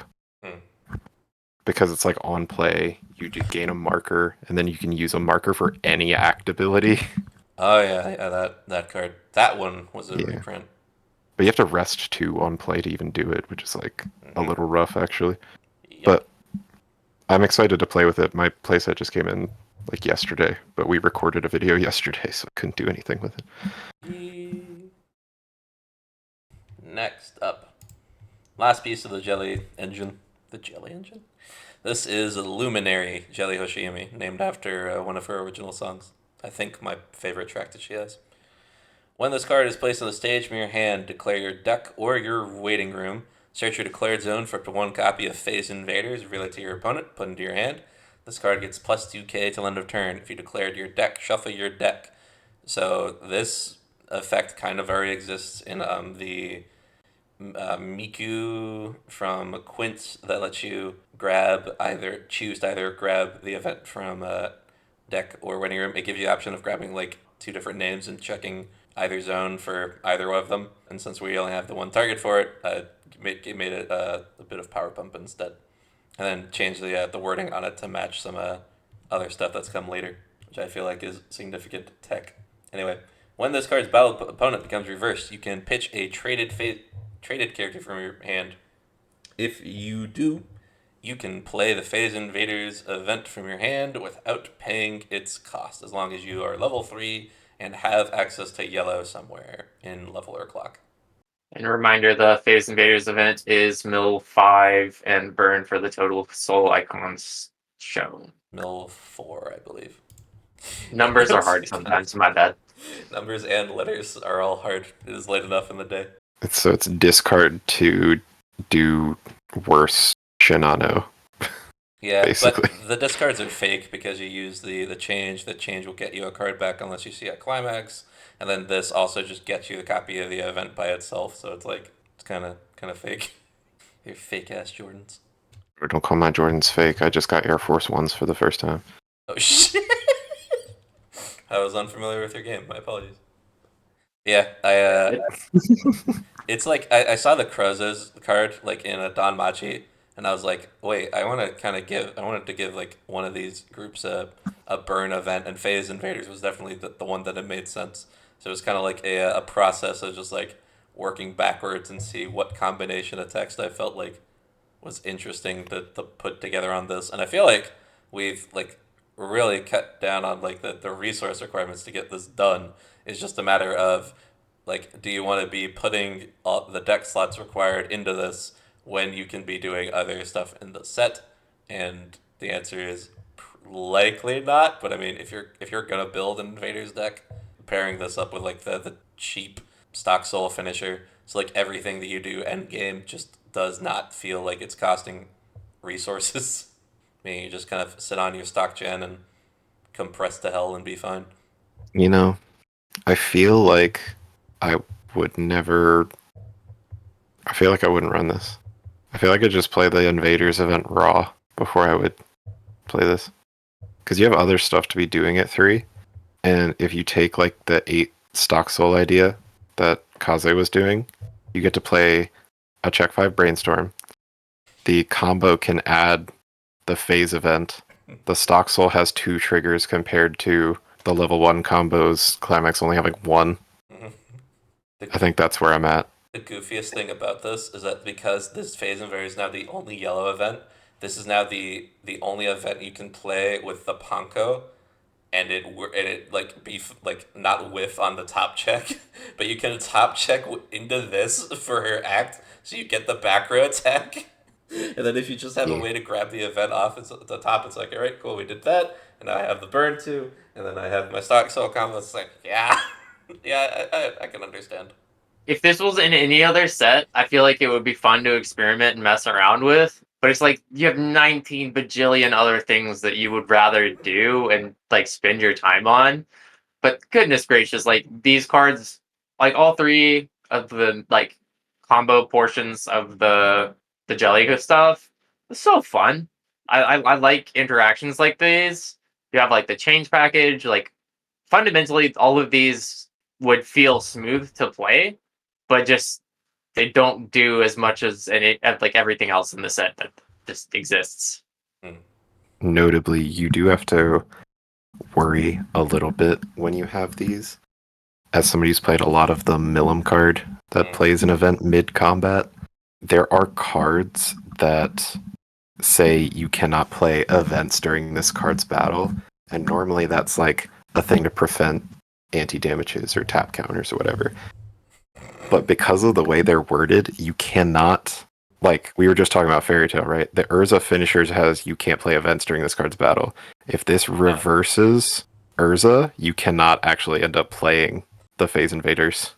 GG's. Oh there's no. There's an early play in Kaguya that has the same, like, you can't play events during this card's battle text. So it sounds like, if I hadn't already, I think I've already filled out the level 3s for set 2. If I hadn't, I did just think of like a profile to maybe slide into a spot, but I think I like all the ones I already have. I mean, it's a niche thing, but I just feel like I wanted to talk about that interaction here. Yeah. Not very many cards have that as like a permanent line of text on their thing, so. Oh, it's definitely relevant. At least relevant enough to be noted. Oh, Nikkei has anti-event as well, which can block this. Because it's on a 2/1 and so it says on play from hand, pay 1. Your opponent can't play events at all until the end of their next turn. So, I hate that card. That card design is just so dumb. I hate floodgates. Floodgates need to go away. Like, I'm fine with it being on a character that just like in combat because you could like bounce it or something. But just putting a blanket effect across turn, like fundamentally, I hate that so much. Yeah, like even if it's not good, I just fundamentally hate that. Yeah, they have turning off game mechanics is just so dumb. They have the first anti-act in a long time, also. I also hate that card. Good. I don't want to keep thinking about Nikkei. Next card. Next character. Dude, Nikkei's dope. This one, me, yeah, no, maybe yes, it is. Okay. We got Clue Seeking Demon, Ayase Yuu, 0/0. Yuu! 1500 power, 0/0. This one is actually quite interesting. It's definitely a splash target in the Face Kaleido shenanigans. This card gets, adds one card to your hand size limit, which is, and then you can choose Face Kaleido for the effect of Magnify, which is pretty neat. I was actually interacting within the simulator, and I was like, wait, why can't I get my characters? But in the sim, you just have to click no that you don't want to get Face Kaleido, and then you choose yes, and then you want to add the character, and then it works like normal. Has a Resonate act ability of pay 1, self-tap, Resonate, reveal the Face Kaleido event, and you get to look it up to the top 3, add 1 Phase Connect character among the top 3 to your hand, and put the rest to the waiting room. This card's stupid. I hate this card. Why did you print this? It's like... Okay. I did not understand the devils I was dealing with at the time. Okay, so the whole like downside to a Resonate engine, right, is you have to hold that fucking card in your hand, and you just but you get a free card every turn if you have one of these, right? You're just like, no, we're gonna make the Resonate a thing that like isn't detrimental for me to hold at all because it's an event that just can then get added back, and then also we're going to make this card to where you also just get a free +1 every turn. You get it's a free +1. It's +1 on your hand size, so it's inconsequential that you're gripping a Face Kaleido, so you have 7 other playable cards. That's what I'm saying. That's what I'm saying. Yeah. And then if you're on Magnify, it just makes the Magnify even more consistent as a route to get to Kaleido. Yeah. Which there is one Magnify route that you can play with this, and we'll be getting to that at some point. That's just like bonus text at that point. It's like you could put these first 2 effects on a card, and I would still be mad at you. Oh, just the continuouses? You have the continuous and the Resonate. Not to mention you made the Resonate something that's just like inconsequential to how you sculpt your finisher turn, because I've gone over that enough. Yeah, this is what I'm seeing is that what I'd actually do, I'd slide this over to set 2, this card, and then have the resonate target be her finisher in set 2. That just makes more sense. With the balancing on the event, and then this card just gets to be something else. This made the Phase Kaleido package feel even more obnoxious. It was It's just like the phase Kaleido stuff is so unbelievably silly. Like it's so good, Oh god. and Oh god. it's just better than like everything else. I feel you could play whatever top end you wanted to, but because phase Kaleido is so unbelievably like I don't want to say oppressive, but it's like oppressive to its own set because you need a lot of slots to play all of it, but it's all so much better than even what you've come up custom wise with that it's actively like hindering its own set. Oh, it's not gonna get better from here. I'm sorry. It's the very next JB card.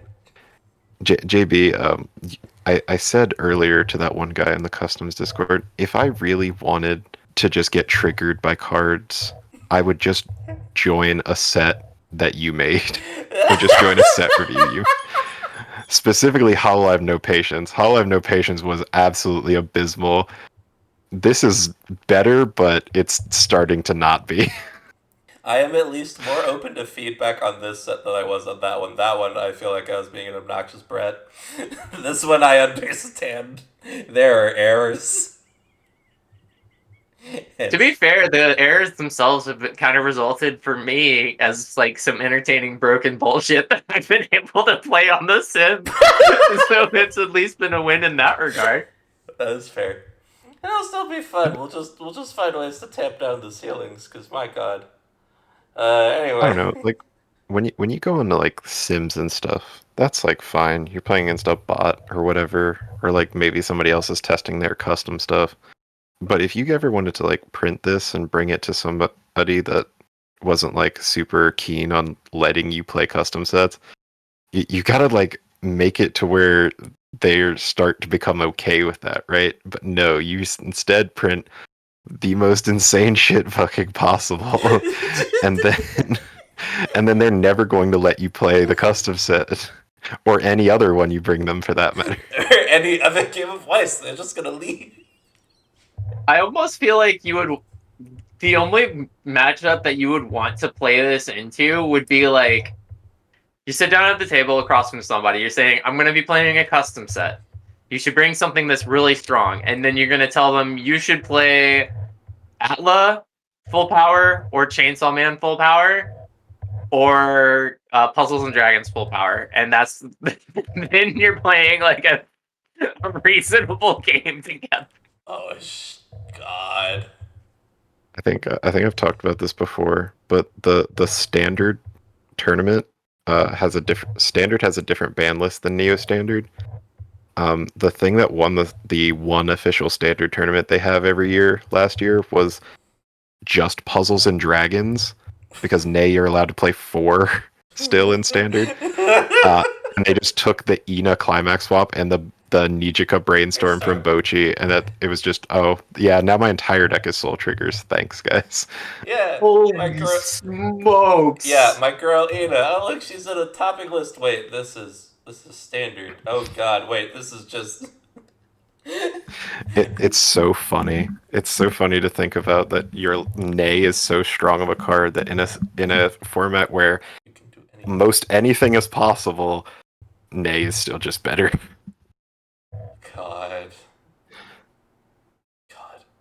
Alright. Speaking of This was a cool card though. Like cool design, but way too pushed given the resonate target and like the functionality and the Phase Kaleido. Like there's way too much utility for Phase Kaleido, which we'll probably be seeing more of. Yep. Okay, Very I'm next ready. card. Hit me with it. I think this is yours to read too. Oh, okay. Ayase Yuu. Oh, okay. You just printed Himeno. Yep, it's the Okay. Himeno. He's your You're- revenge you're- grabber. you're so- It's Kaleido. You're so toxic. You're actually just toxic. Did you know despite Zombieland's entire set being based around this card, they didn't even give them a deck bonder to it. Yeah. Their bonder's like a waiting room bonder, and I think it's on death or something. I don't know. It was weird. Nobody ever played it because you just could play 7 events.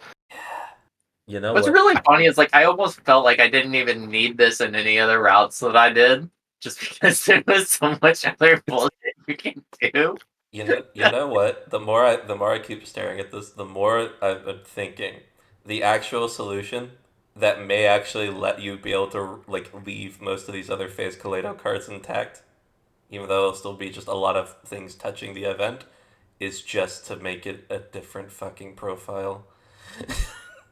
That's obviously the solution, right, Blake? So like changing the event profile would help a lot, I think, because it means you actually feel the weight of it eating a slot in your hand.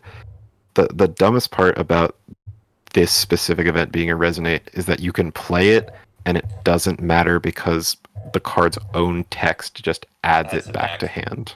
Yeah. So that's the silly part, I think.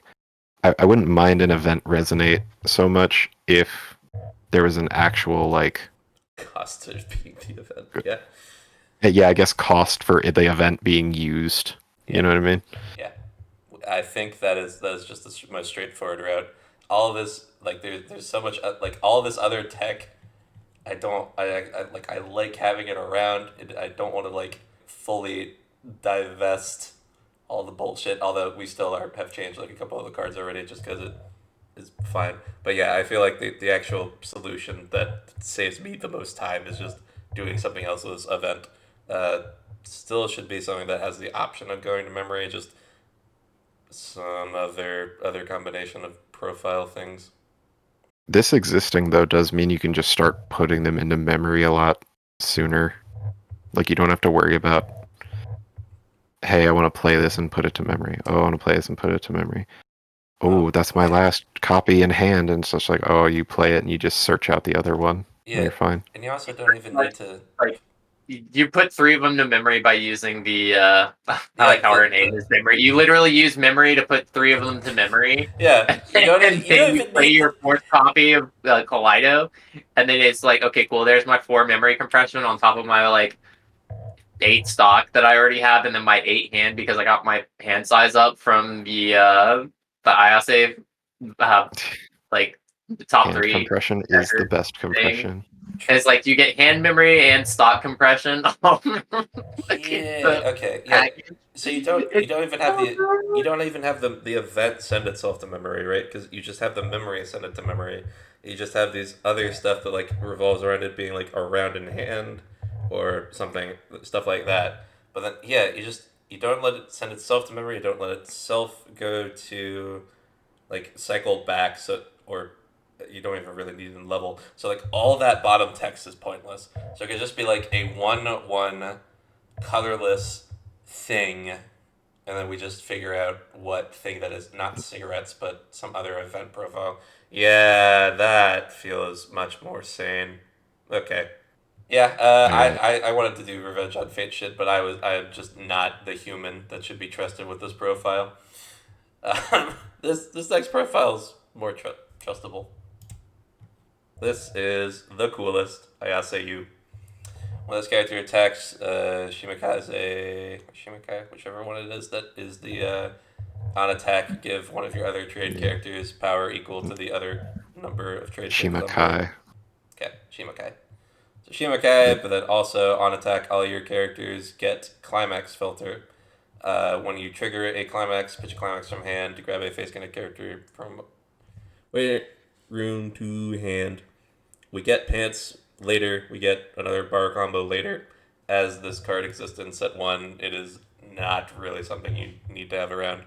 I played a similar profile in the Eurocamp route, but I'm on like 8 bar in that. But like that set's like mostly pants, mostly bar, and so like being in a set where it's like very limited on its routings, and then some of the other stuff just being better because the stock souls are just good or the choices are just good. I struggle to get value out of this card in within this set. Mm. But like, I guess it is nice to have. Yeah, this is absolutely like a set 2 card. There's your world where I just move this onto either Iori or Uruka, or I guess the bar too. I could give it to Machina, just because you usually see like this profile I've seen more in blue because it's just a Guilty Gear card, right? But you could move it in green to be just a So little bit different. But Azure Lane set 1 card too. Yeah, this card gets better in the next set, but this has 1 trigger in a meant for a weird deck that it can take advantage of. yeah, here It's in, and both climaxes that you would optimally play for that deck are not blue. It's yeah. red and green.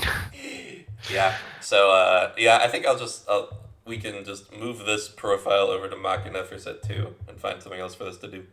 Right, and we have one more Yuu. This card is kind of cool. I like the design. The art is sick. All right, so we got taking a shortcut. Ayase Yuu. It's a 2500 2/1 with the soul icon, and it has the ability auto ability. When this card is placed on the stage from your hand, look it up the top 2 cards of your deck. Choose up to 2 Phase Kaleido or Phase Connect characters among them, and reveal them to your opponent, and put them into your hand, and put the rest to the waiting room. So it's essentially free +2 because you're gonna know your top 2. It sits really low and it's gonna swing a little bit. I've splashed it. It can be good. Again, it's another one of those cards that works with the Aquariki. You get the knowledge of the top 2 cards of your deck. You play this. You pay 1 stock. You've got a character on board, and then you get 2 cards to your hand. And then you played it over the Ricky, so that you then use that ability to then check the next 2 cards. And then oh, actually I have. And then it's like, oh, actually I have +4 hand off of this card. So I went -1 because I got the Ricky out like last turn or something, and then just cool. No, because you have to play it this turn, so you end up only going technically +2 because you pay to a hand to get 4 cards, but yeah. Yeah, it's definitely a card to plus. It's not getting you any card. It's getting you traded characters or the Kaleido event, which is like useful. Like it's deck speed, just doesn't swing big. I'm starting to feel like you could probably do almost like some standard level, like infinite level 3 turn stuff in this, because you have main phase burn card and a bunch of zeros that plus, and then this. You loop coffee, you get your deck down to like 8 cards, and then you just loop the coffee effect with this. You throw a bunch of the coffees into the stock, and then like you get your +5 stock, and then you play like 4 of these to dig all of them out. You just keep doing that. And then you main phase burn, and then it's like, oh, well, I also have the Ricky to check too to make sure I keep plussing. And you I'm not even joking. I think you can just start going infinite. It's potentially there, yeah. Like this card has like some scary potential with that. Like assuming that all the stock stuff gets like toned back, it's interesting. I don't know if I'd play it in that, but if I was trying to go infinite, then yes, of course I'd be playing this. On its own, I'm like, do I assume that you can go infinite? I'll put it like in the middle. It's a hard infinite. Like it's difficult to get there, but like it kind of exists. It is kind of. It exists in a set by itself. That is potentially just terrifying. What set is this from, by the way? Oh, this is another one of those fairy tale cards. Oh, okay, I see. Yeah, there's a point I just started looking at the fairy tale cards and be like, oh, this looks cool. Oh, this looks cool. Wait a minute. What color is this one in? What number is it? It's 95. So it might be yeah, that's blue. Yeah. Oh my god. So it's essentially just let's +1 hand and something on board, which is like that's just good, right? Like fundamentally. Look, I don't know who this character is because it's not one of the ones that was covered, and she's not a main character or whatever. But I'm now like trying to imagine how I can get enough stock to go infinite in Fairy Tail. Because do you guys know about Aquarius? Yes. Fucking hell. Not off the I, top of my head. No. Aquarius is a card that was printed a long time ago, and it just says on play, deal 1 damage to all players. Oh right, yeah. I remember that one. They reprinted a Lucy with it, Mm-hmm. just so people weren't, Scalping for the fairy tale one. It's the same reason why Shauna got their old anti-burn card. Yep. But that's a costless effect, right? Mm-hmm. So you just do that and like loop the 2/1, and you just have infinite hand, and you just keep going.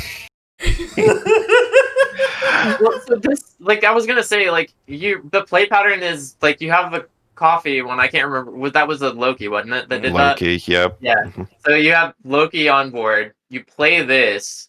You tap the Loki to send this to stock after you plus back to your hand, and then you like do another one, and then you just keep doing those, and you just keep going +1 in hand. Yeah, no, it does essentially go infinite as long as you have Loki's and you're not hitting climaxes. and use and like you're not hitting climaxes or whatever. Which, if you're in that level of compression state of that like 8-card deck, like not being climax compressed in that state is hell potentially. Yeah, but then it just means that you And hit you your just brainstorm to that keep means you're going. where you're gonna Oh be. my Yeah, God. you just like it's fine. It's fine. Don't worry about it. It's fine. I'm so glad I didn't put a restless brainstorm to go with that, because that would just be Yeah, ridiculous. spammable. Let's go.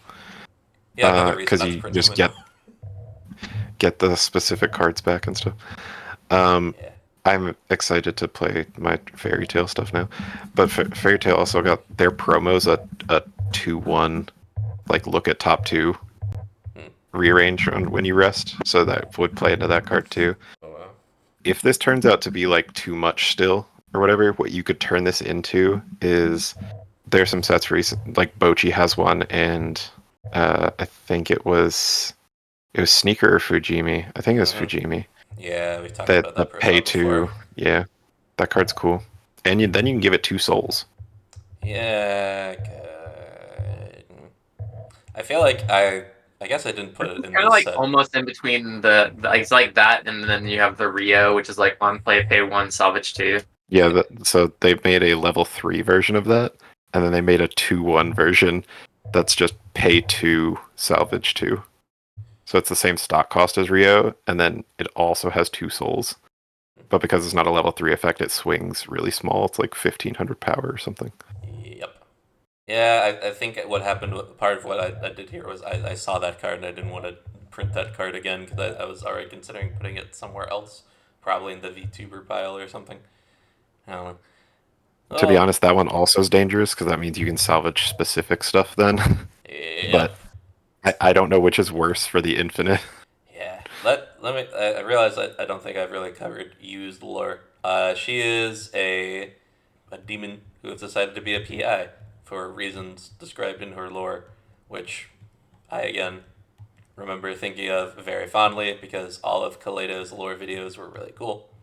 But it just I don't have the detail on me. She has, I think, just the largest gap moe out of any of these of any of the Face Connect members. You look at her and you're like, yeah, this girl is gonna be kind of a badass. But then in a lot of the art, you see she's got like they slant her like cuter or with that kind of like that mischievous smile because she's also just kind of a little bit of a just goofball. She's not a gremlin. I wouldn't call her a gremlin, but she is absolutely a goofball, which is different. The look and feel gives me like crony vibes a little bit. Mm-hmm. But also glasses, so sorry, can't be not there. Glasses are very versatile. No, bro, glasses. I don't want them on my anime girls. Well, she has art where no wait, all of these art have them with her. She has art without them on. They're not. I don't hate required. it. I'm down. I'd hang out with Ayase. Today I learned that Blank and Fubuki are like sworn enemies. Yeah, man. I'm like a very when they showed the trailer for the Bunny Girl movie, not the first one, but like the second two, and I saw Mai with glasses, I was like, no, that's not allowed. You got to take those off now. Damn. I don't know. They look good on some characters. And honestly, they look good on her, at least in this 2-1 art especially. But I'm a very like not glasses is not like a thing for me.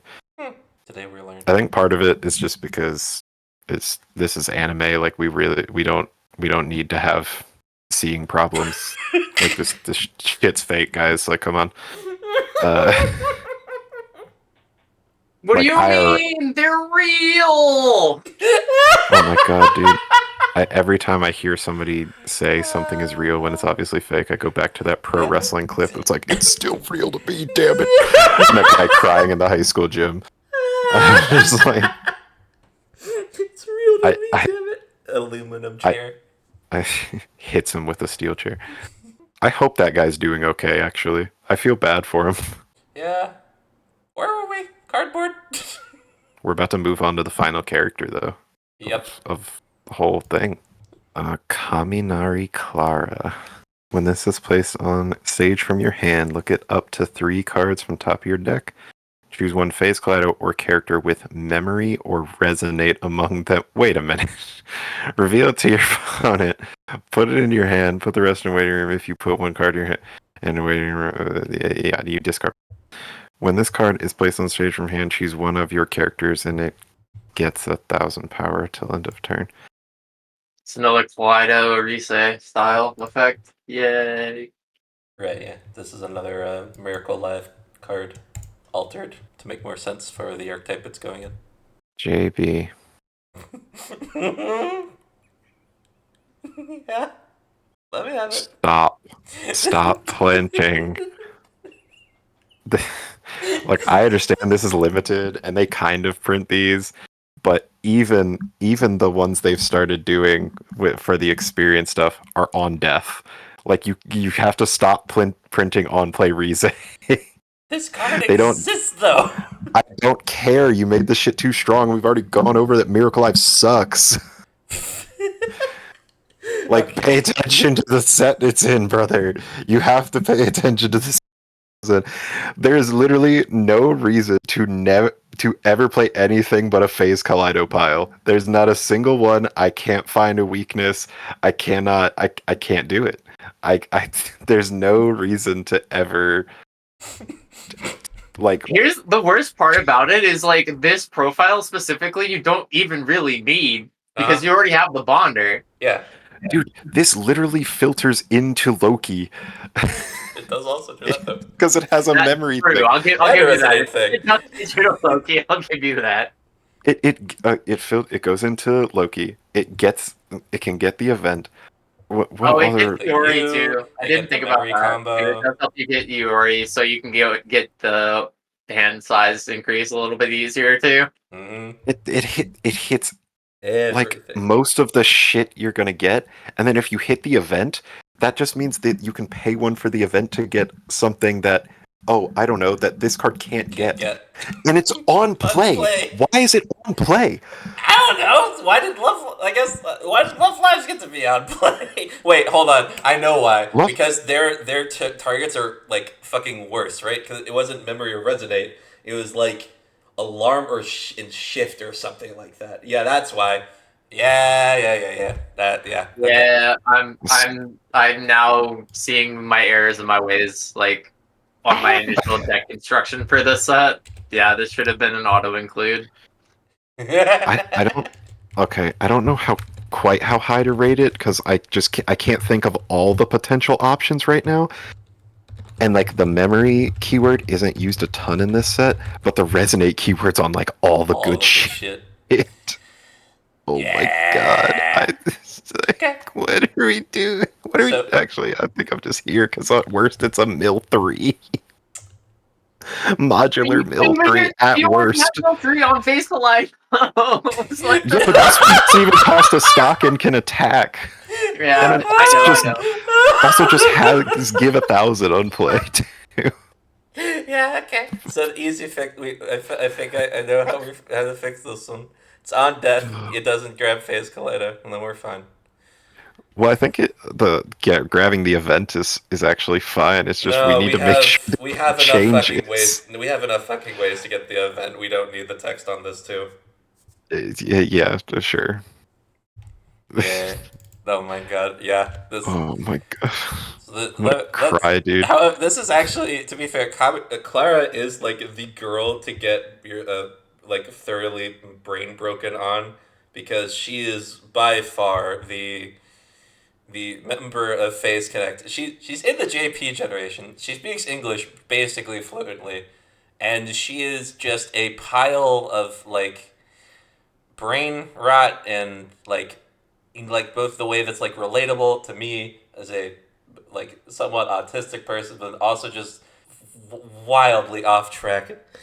As a man, she's a card. She is a, I guess like a, I don't even remember entirely. She's like a magician's assistant or the like.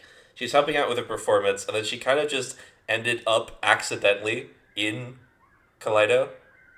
Like that was part of her lore, was that she kind of got like accidentally put in through Dude, the like a, magic trick gone wrong teleported her to another dimension. yes, that's exactly what happened.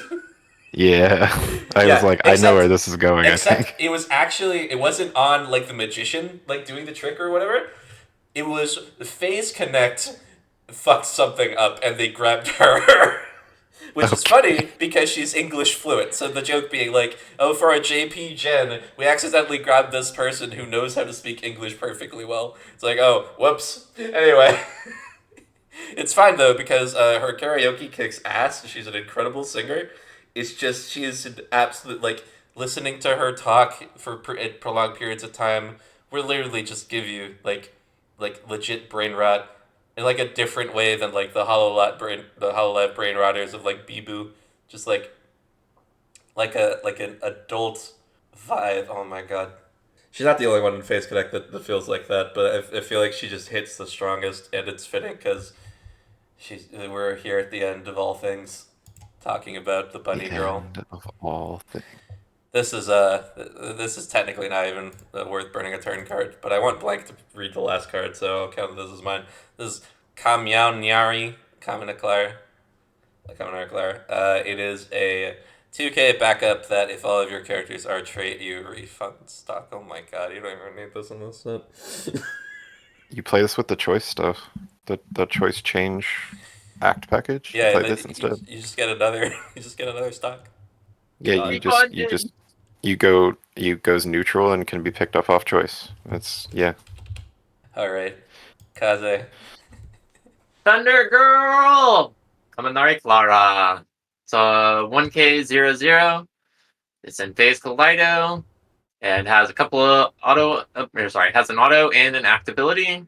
The auto ability is putting a phase connect character from your waiting room to the bottom of your clock. At the beginning of your opponent's attack phase, you may move this character to the open position or your backstage and paying the cost. Clean clocking to the bottom, which is kind of cool. And the other relevant text is an act ability, which is pay to send this character to the waiting room. If you're at level 3 or higher, you can choose one rabbit in the hat, Kaminari Clara, in your waiting room and put it on the stage that this card was on. So this is a changer into the level 3, which we'll be getting into shortly. Okay, before we go over that, I need to go back to this 1/1 backup for a second. Just to talk about the name. This name is perfect. It has somehow encapsulated the word meow and nya in the same thing for the cat made outfit thing. I know, right? That is perfect for somebody who's English and Japanese fluently.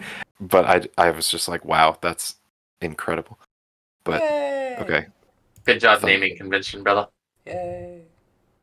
Even though we haven't read the finisher yet, I will just say on this profile, it is really convenient to have extra routes of things that you can like have a really bad roll on a Rico effect, and then you salvage this, and then you just pick this up, and then you pay the cost, and then you get to your level 3 combo anyway. Cool. That's about all I'm going to say from there. It's arguably like maybe even. I guess it ends up kind of neutral on economy, unless you just have this sitting back row for a long time. But because the level 3 doesn't have an on play effect and like to worry about, like it's all like attack phase shit anyway. You can just play it from waiting room for the same cost as you would play it from hand. Oh, okay. It's There was essentially a- just another copy of your level 3, which is really good, just unless you're just unlucky and didn't get any central waiting room or whatever. Mm-hmm. Hasu has this kind of thing going on, Oh. except they added to all the level 3s that summon stuff. Just like this activates on play or by the effect of da da da da da. Uh-huh. So they have, I think it's this one goes to an elbow drop Oh. that spawns from it. So they pay 2, they do the elbow drop, they summon a copy of the finisher that goes in the front row, because that's actually a back row card with the elbow drop. Right. And then the other one is like the same kind of deal, but it has a soul trigger because it's an 8 choice deck, or like the top end is choice. So then you can grab that 0 off of choice. You can grab the 0 off of the Rico. Like there's a bunch of different lines to it, and that deck like tripling with the, and then also having the elbow drop back row thing to make them all like freaking massive. They're like 16k or something stupid offensively. That deck's really cool. If I was gonna actually build Hasu, I'd build that because I like a lot of girls from Hasu. Yeah, I took a similar routing for Hibike for some of the top ends. Like I have a blue and a red version of this for like the pants and door finishers respectively, and it's like it's really nice to have those extra copies in a set, or sorry, in a deck, so that way you can get to the level 3 combo easier, and just like it's kind of smooths out the play pattern. So I like having these in general. Like I just don't know how like I set mine at 2K and doesn't have any other text or effects and stuff like that. So I don't know how I feel about like the clock run to the back text as utility, but like extra text is always good. I actually really like the back row runner effect on this. I like them much more than the pay to stock ones, because when this effect is relevant, you want to be just like kind of clocking yourself to level 1. It's not from top of deck, so you can like fix for color and stuff, which actually matters in this set. I've played this profile in Dengeki because it's also on their event Rize. It's a Shauna card. That card's so cool. Oh, yeah, that's so you event Rize mill 3, and then you do the clean clock from a character you probably milled off of that. Right. Also, while trying to maybe get an event, because although all the events I run in my deck are level 2, so it's like less worth it there, but it's just deck speed and stuff. And I don't have to waste a stock to get my field plus, which is like the main thing. Like, holy shit, dude. The in Umi Neko, we had one of these that like paid stock, and then it had it was an act pay once, send itself waiting room, check 4, and I was just I think I literally did like go off on like why isn't this like a clock yourself thing? Why did you make them both cost stock so you can't do it on a single turn? Why are you doing this to me? And then that's why this card has the top effect the way it does, because I remembered that talk and be like, fuck that shit. Hold on, let me go find this. Then Geki has it. Great. Put this text on this card. Yeah, like the changer having text is cool, because they gave some of the changers in Hasu text, and then others they didn't. And I guess it was just like rarity dependent. Yep. Because let's see, I'm looking here. Yeah, so the 0 that has it for the finisher is just a common, but it has a soul trigger, is 1,000 power, and has the pay to summon the Kaho.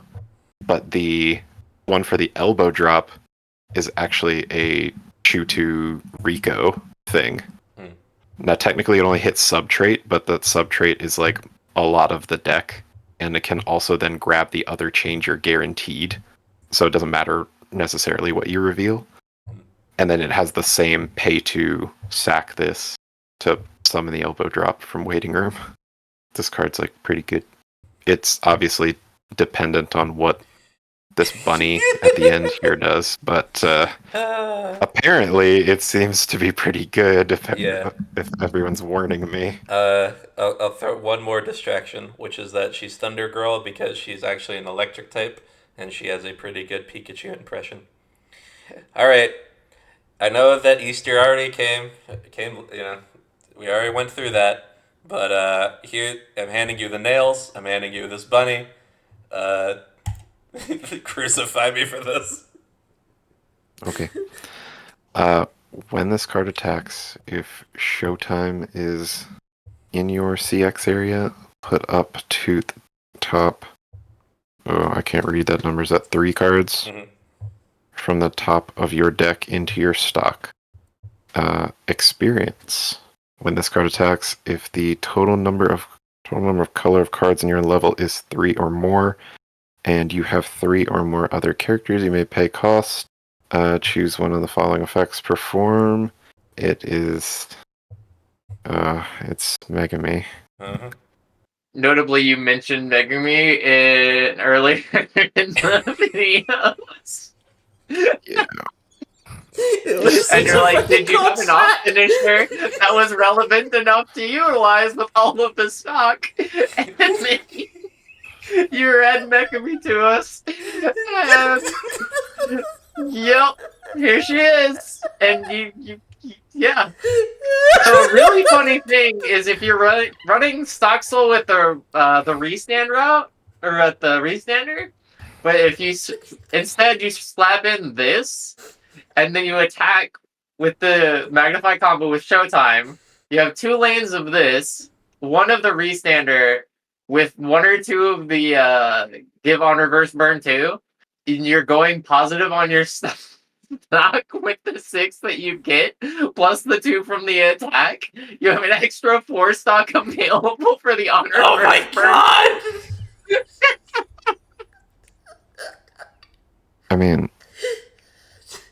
so in shiny colors,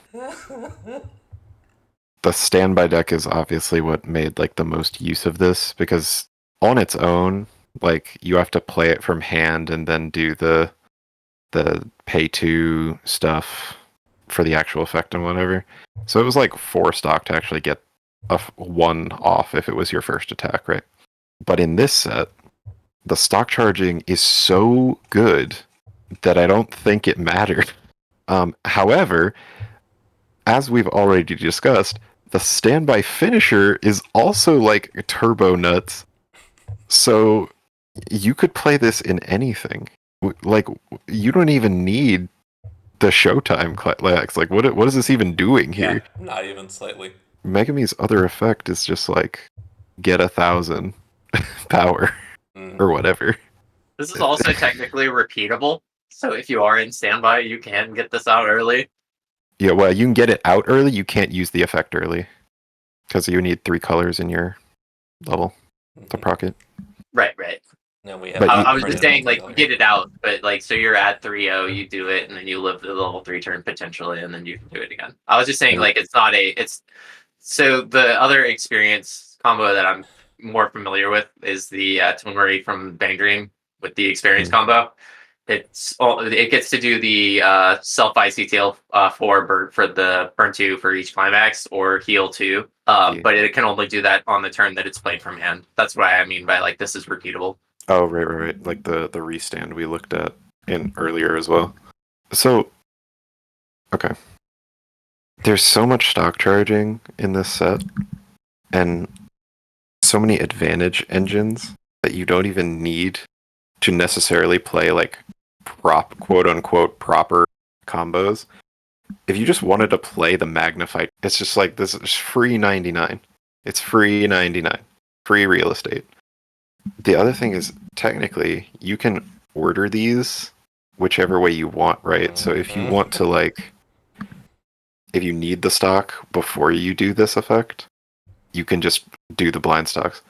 But if you are worried about burying them on like the second one, you can do the burn first or whatever if you have the overhead on stock now, and then do the blind 3. And then you have stuff like the heal counter for when, say, for some what reason you couldn't kill them. And it's just like, oh, actually I have a heal counter because this thing just generated me more stock than I was actually using. Yeah, and also that leaves you like on stock up enough that like because she's a blue character, you can have her in center Slide stage, 66. and then you have your in your off lane you have your Leah that gives you the fucking golden wind negate attack effect. Yeah, let's pretend that you have that's good enough. And you're playing that, Terminate. yeah. Here's the thing, right? Terminate the house. There is so much that we were talking about, like, yeah, like there you get enough resources just doing all this bullshit that like you can afford to be a little silly with it and just come up with like, oh, how am I gonna? I know how I can use this. I'm gonna do this because it's not like we have like a tap counter or like these high cost counter events or something like that. So you just have it to burn. So yes, but the thing is that like this card doesn't eats hand too, and you need to discard 3 for the other thing. Hmm. So that's like kind of more of the problem, I think. Yep. Needing the 3 hand. Also, we've talked about how the JoJo's effect is like in this set, it's not really going to work out because they just bounce the blue character, and then you don't have the ability anymore. Oh no, you bounced my Clara back to my hand. However, will I? I mean, they're probably going for the kill that turn, of course. You could definitely make like a level 0 combo deck out of this set too. I don't know how this would work actually. So you could run like the 2 brainstorm combos, right? You like standby, and then you could like swap it to the stock soul. So that you could sack the yeah. You could set that'd be like a cool way to be like, no matter what climax I'm actually playing, I'm getting at least this advantage, and stocking 1 if I play the stock soul, or standbying if I have the standby, which is an interesting deck. And then you could just play like the mostly level 0s, and you have the Pippa thing also, to where it's just like, well, I just stock charged a whole bunch because I'm playing all level 0s and like this card. And then you don't even have to worry about the stupid coffee thing. Although you could probably get away with playing that too if you wanted to. That's one of those why nots. Like you toss it in there. It's a level 0, so Yeah. yeah, you might as well. Are those the only 2 0 combos? Was the standby and the stock soul? Stock soul. Yeah. Yeah.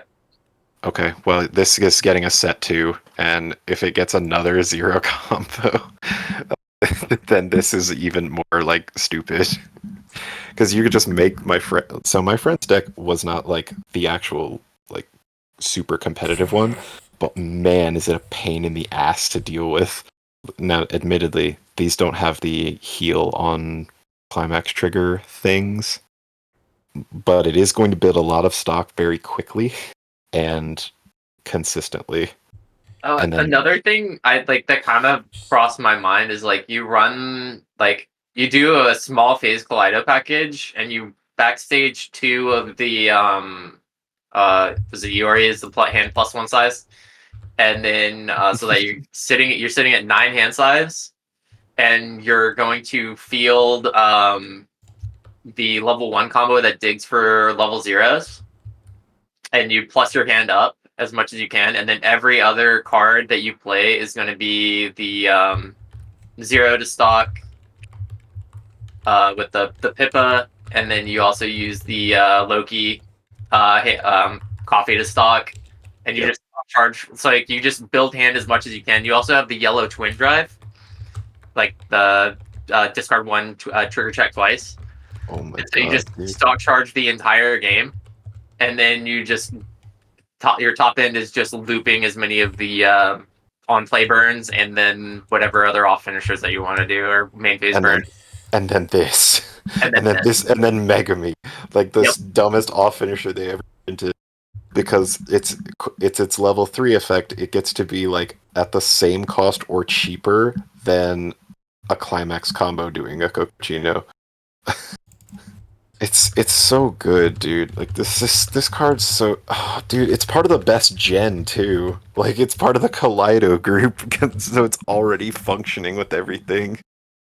Like the only downside I can see on this card is that this needs experience when her other card only checks for resonator memory, because they print these experience Rize things too. Oh my god. Yeah.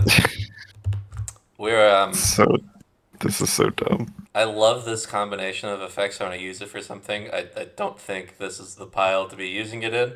So I think it just needs to go to a different place entirely. And I don't even know if I actually have a set aside for that profile to be messed around with. Like I have like some other little projects I'm working at. I don't know if I can actually no, I could actually make this make sense for that. All right, never mind. I know now where I'm going to be putting this. It's actually not even a VTuber thing. I don't even necessarily mind the profile. It's just in this set, there's like Exactly. too much like free resources already, and then you're just, oh, let's print like that one Sakura thing from Fate where it just refunds the cost of the off finisher effect it's doing. Yeah, because like I like that. Like I like that put in synergy with this effect. And it's like, well, I mean, it's not a full refund because it's like eating into your hand. But like this is also just a set where that conversion is just too stupid easy to do. So yeah, it can't be here. I will use it somewhere. It just cannot be here. Which It is means really funny that this card specifically is the one where you chose for the stock to be blind, and everything else is clean as shit. Like the only time it's blind is when you pay it out immediately. Or the one that bar combo that exists. It's yeah. like sorry, when you trigger bar, because the bar Wait, combo doesn't blind stock. and bank, I guess, but whatever. Yeah. Yeah. So, all that talk about this was also just a good. I went in while y'all were talking about deck lists that I just went around like looking at set two, because you said that no other level 0 combo, and then I looked and I saw immediately that not only had I printed one, I had printed the dumbest fucking bullshit. Yeah, okay. Well, So that's tune in next time for when I roast the shit out of JB again about no. Phase Connect. Because now we're going we're preemptively like stopping shit as I can catch it. I'm gonna be a little bit more aware. To be honest, if you Shit. fix the Pippa, you can probably still print level 0 combos, which you already said you were going to do. So, How did I say I was going to fix it even? I don't know. You said you were going to change it entirely because the 0 on climax play thing was just too insaneo, which is true. Like between the Pippa, the Ayase, the Lokis, I think kind of were like the most egregious things. Yeah, there's just But a bunch of stuff kind of filtered throughout too, and like then the Pico face combo. and then everything around face Kaleido. Yep. Face Kaleido is the dumbest shit ever. If I so I ranked this Aqua Ricky all the way back up here at slide 18 as a double S. After looking at the rest of the set, yes, this card is like really good, and there's so many utility things for it. Do you even have room in some of these lists for it? Is an insane thing to say, considering how. But also, like, I put this as double S, and I think some of the other stuff in here is more egregious than this.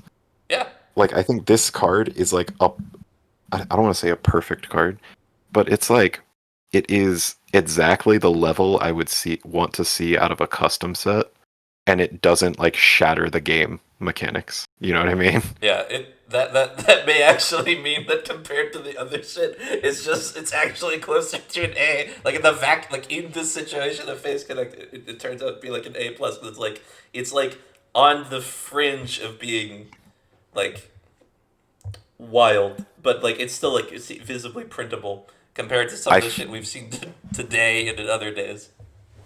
Yeah, like I would not actually be that surprised if they put this card in a set. Like I think this is the quintessential.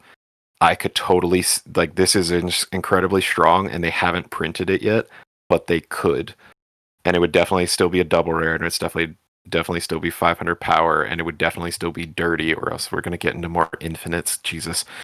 But like when I say that this is a perfect card, is like this is the right rarity, it's the right strength of effects. You knew that making it clean would make it too good, so you didn't. When I say think of a perfect custom card, I want something that is powerful but doesn't make my opponent want to never play versus my set. Yeah. Like looking at our evaluation on Phase Kaleido, the event, we both put it at a B plus, which is kind of comical in a sense, I given mean, like because we discovered routes that kind of make it even more like silly. I don't know if like B plus is like correct. so in a vacuum, that's probably where I would rank the Zombieland event because it's a resonate target, not for like some of the simpler stuff that Zombieland was doing. Like I think they had a restand that resonated it. They had that free fresh card that resonated it. They had a couple other things, but none of it was like, oh, actually, I get Chloe combo now. Oh, I get this, and this. Oh, actually, my plus is free, and I don't even need a climax combo. Like what? What's a climax combo, my guy? I'm just salvaging for free. It, because of the support around the event, it in this set, and because you never have to discard it, it's probably like that. But Yep. In a vacuum, it's like right where we had it, I think. I'd agree. It's just kind of funny. It's like, but the fact that the deck speed loop does kind of like just because of the stock charge makes it even more like potent. Yeah, like so in Zombieland, they had a stock charge thing, but it required your opponent to play a climax, and then it would go to stock, and da da da da da. In this set, all your stuff is like proactive. So if your deck state is ever truly like messed up, it doesn't matter because you always just have this. Your stock charge is so proactive that it doesn't like matter that much. Also, I was thinking about the Loki stock charge and how it's like technically global traded or whatever. I feel like the last cost zero version of this being in Fate kind of makes sense because Slime exists, and what card has been seeing play since set one? Potions Rimuru. Mm-hmm. Or it needs to wait a turn because it needs to get the mark, and then it sends it to stock. And yes, that's not on stage, but it would slow things down. Mm.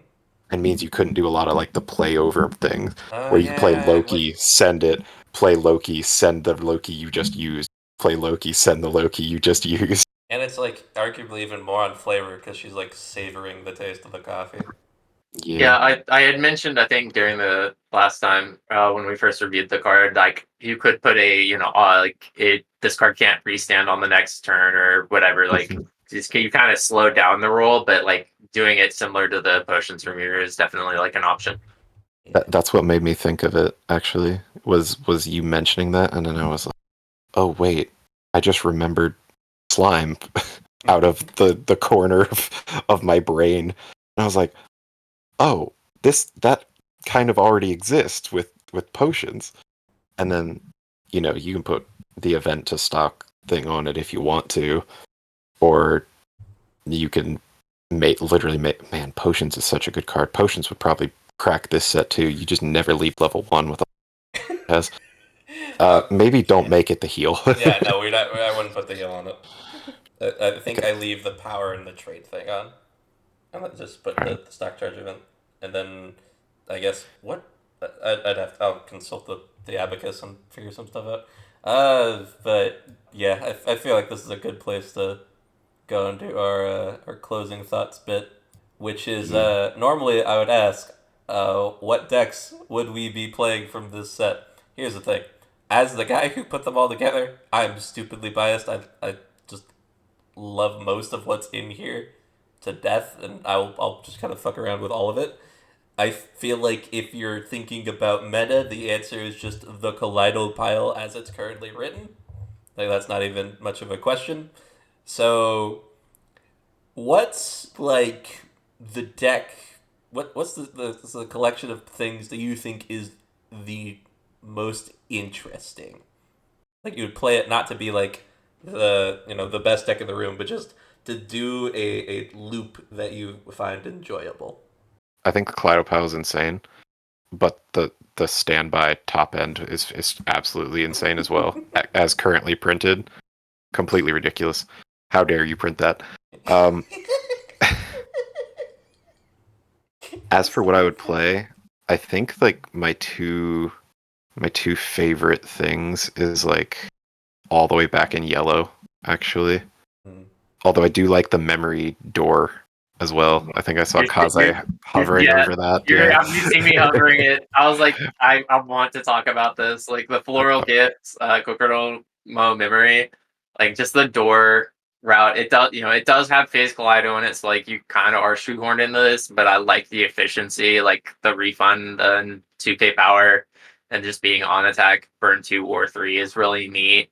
And then I really like the level 1 choice act backup big punch change package. I kind of would want to do like a choice door route, which is like really weird because you don't have a whole lot of soul icons, but I really like that choice package for the value. That's really neat. I think the deck I'm like, in terms of like what it would be interesting to mess with the most is the other choice level one. Like I'm on the can we just cuddle salvage 2 thing Yeah. for the discard, and then the the stock soul in yellow. I think that's the coolest thing out of this. Yeah, it's kind of coin flip, and you don't have a like look at 3, put them back, and usually has a bounce or something else attached to it. That would really help this, I think, perform. But I like it on its own as is as well. I think. That makes me happy. No, I'm not going to say it's the best deck in the world, but I mean, I like making the time I feel like I'm having most fun in Weiss. A lot of times is trying to make something work. I've been playing characters I like for I've been playing Weiss long enough to where meta is one thing, and playing things I like is often another thing. Mm. Sometimes my girl gets meta stuff. Bunny Girl, for example, finally meta, only sets. I get to play Mai, finally. Nikke right now, very good. But the deck I'm most interested in Nikke is 8 door, not necessarily door standby. Or in Azure Lane, I'm on 8 pants, but I'm not playing Enterprise top end, I'm playing New Jersey. You can still take advantage of sets with strong cards, but if you want to be playing like characters you like, you want to be playing the girl. And I think trying to make stuff that isn't inherently broken, like anybody can go make a meta list or like take a meta list. And it's nice when your girl's competitively viable. But the more interesting thing, the thing I think takes more brain power and thought through is like trying to play something that nobody else is playing or like very few other people care about. This technically this set does have that. Like it's difficult to figure out like how you want to go about a jelly list, for example. Like Yeah, I think it is pretty cool. Like this set does have a lot of those potential things, but it's just so shadowed by the Kaleido. I think it's also like when we're doing set reviews of stuff, we're trying to break it. We're trying to analyze it from a meta quote unquote perspective. And there's a lot of like build paths here that are very strong. But honestly, like the most interesting, I really enjoy finishers, especially cool ones like this Soul Trigger thing up in yellow, or like I said, 8 door Nikke's been my pet project recently. Trying to pull off Red Hood is just it's almost nightmarish. Like if the Modernia level 1 combo didn't exist to provide some stock most games, I would say getting double would be impossible. Yeah. It's rough. I've talked about it a couple times in the Discord before, at least. But yeah, like there's plenty of cool things to do. But I think that's the one I'm like, how can I make this as consistent as possible to try to get this 4 ping 1 restand turn off properly? I feel like there's almost enough support within all of his connects to make anything work, which is solid. But it's just like, how much is it relying on like each portion of the meta package in a sense as well? But it's like there's almost enough in every color and every gen that like everything can function. I just don't know to what extent and to what power level they would be each getting to. I also think almost every girl got like playable stuff from what I remember. I think the main one was like the witch girl.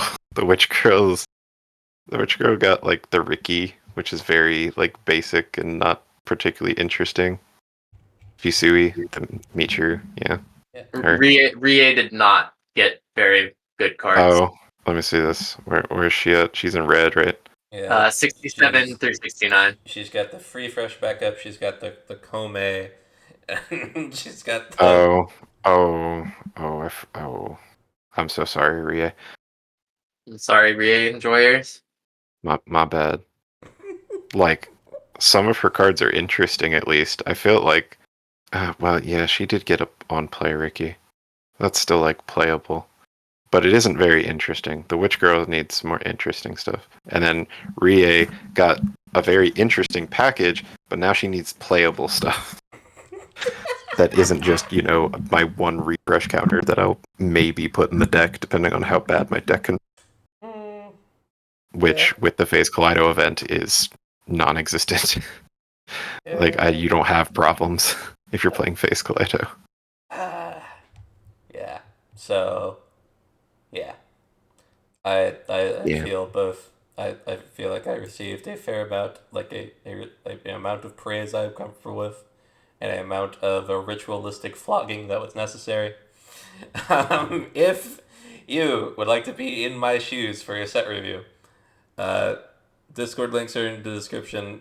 Get into contact with me over there. I'm at J3Puffin.